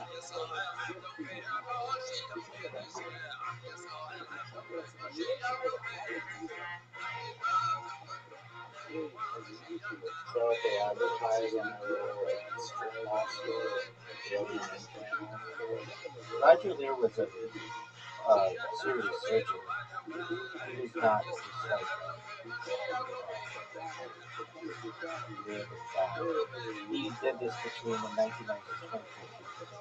So another person is John Matrigiano, another Joe Sims, um, Steve Coburn, John Mack, he's pretty famous. Virgil Crispy, Roger Bigelow, he's a big man. Robert Bigelow, Tom Kelleher, 15. So who's carrying the torch? They're like four guys who are doing it now. How many of these are surgeons? I think it's pretty Of all of them, if they're removing like the alien shit, no, none of the other ones. Well, one of them's a surgical assistant. The other people are investigators. One materials researcher. One's a psychiatrist. Uh, so they may not be surgeons, but they're either surgical assistants, materials researchers, psychiatrists, um, another scientist. One guy's a billionaire. Another one is not so a the person actually removing the chip is not necessarily. Another is a physician, but didn't do surgery. So of them, uh, four of them are physicians. They're just not necessarily surgeons.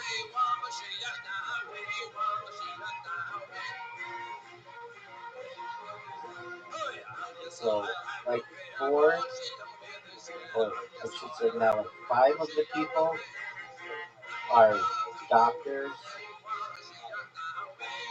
Another three of them are scientists. Another one is materials, and two others are like materials researchers.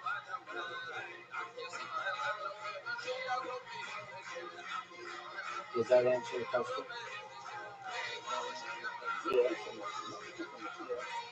Are you ready for an update on Brendan Shaw? Because, because Can I ask one question first before you answer this question? sure, how many? Brendan Shaw. Go ahead. Back to Karen. Well, one, I'm assuming I need to make a Gmail account for those two parties. Absolutely. And two is like I was saying earlier, it's like it's like a machine that you have to feed. Well, at least from the company's perspective, it's a furnace that you have to keep shuffling coal into the companies. And so, like I was saying earlier, you know how like Gmail will just flag your shit if you're sending like more than 30 unsolicited emails per day. Now, I assume that the conversion rate of an email to a company will be higher, but it's probably still not going to be anywhere near 100% that actually see an email or a social media inquiry and then actually end up doing the contest. So my question is just, how do you keep it so that there's a sufficient amount of inquiries and companies that are running contests on the site? Can you repeat that last part? Yeah, how do you keep it so that like you're not, how do you keep it so that you can make enough inquiries out to these companies in order to keep the contest rolling. I mean, it's not really, I guess it is a problem if you have too many contests among the users, but that's probably a better problem to have than too many users and not enough contests. So yeah, how do you keep, because I think that's like the main resistance to being squashed is that you can keep pumping out contest after contest after contest, then that's going to grow the brand and establish it more and build more of a moat and territory around certain fields. But in order to do that, you can't be like limited, like blocked after sending 30 emails or whatever. Like, you know what I'm getting at? Can you please ask the question again? So what's the question?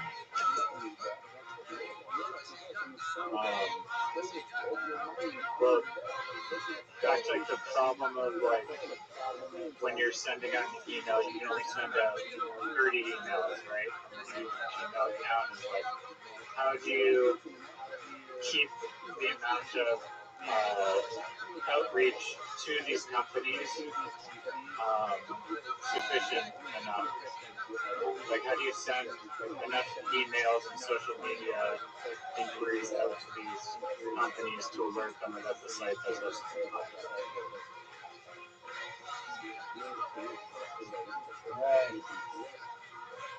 I think word of mouth will be huge.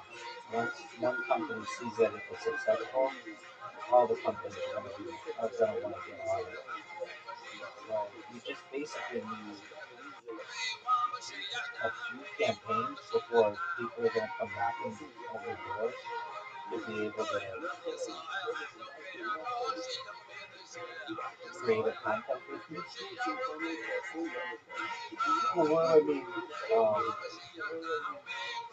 Let's say you got Magic Mind to do a contest with you. Well, anyone who's connected with Magic Mind on social media, which would be like a lot of companies probably, are going to see the great ad that they got from your platform, and they're going to come wanting to join your campaign. So I don't think it'll be too much of an issue with you getting companies once they see it work for another company. Does that make sense? Yeah.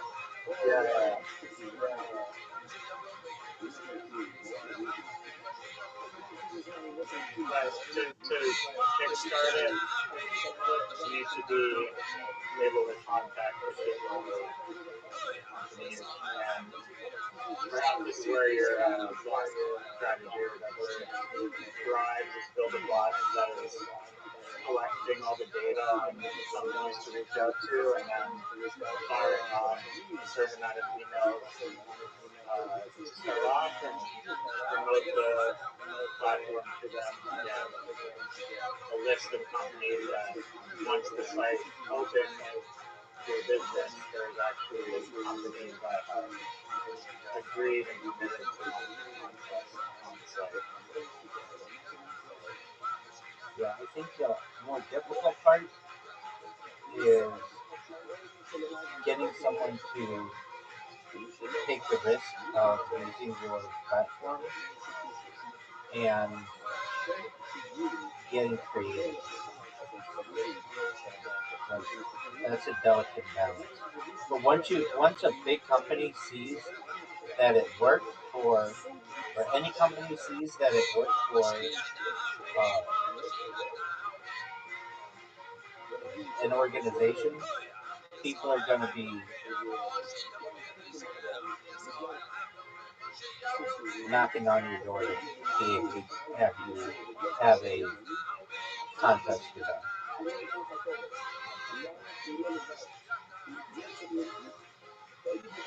Yeah.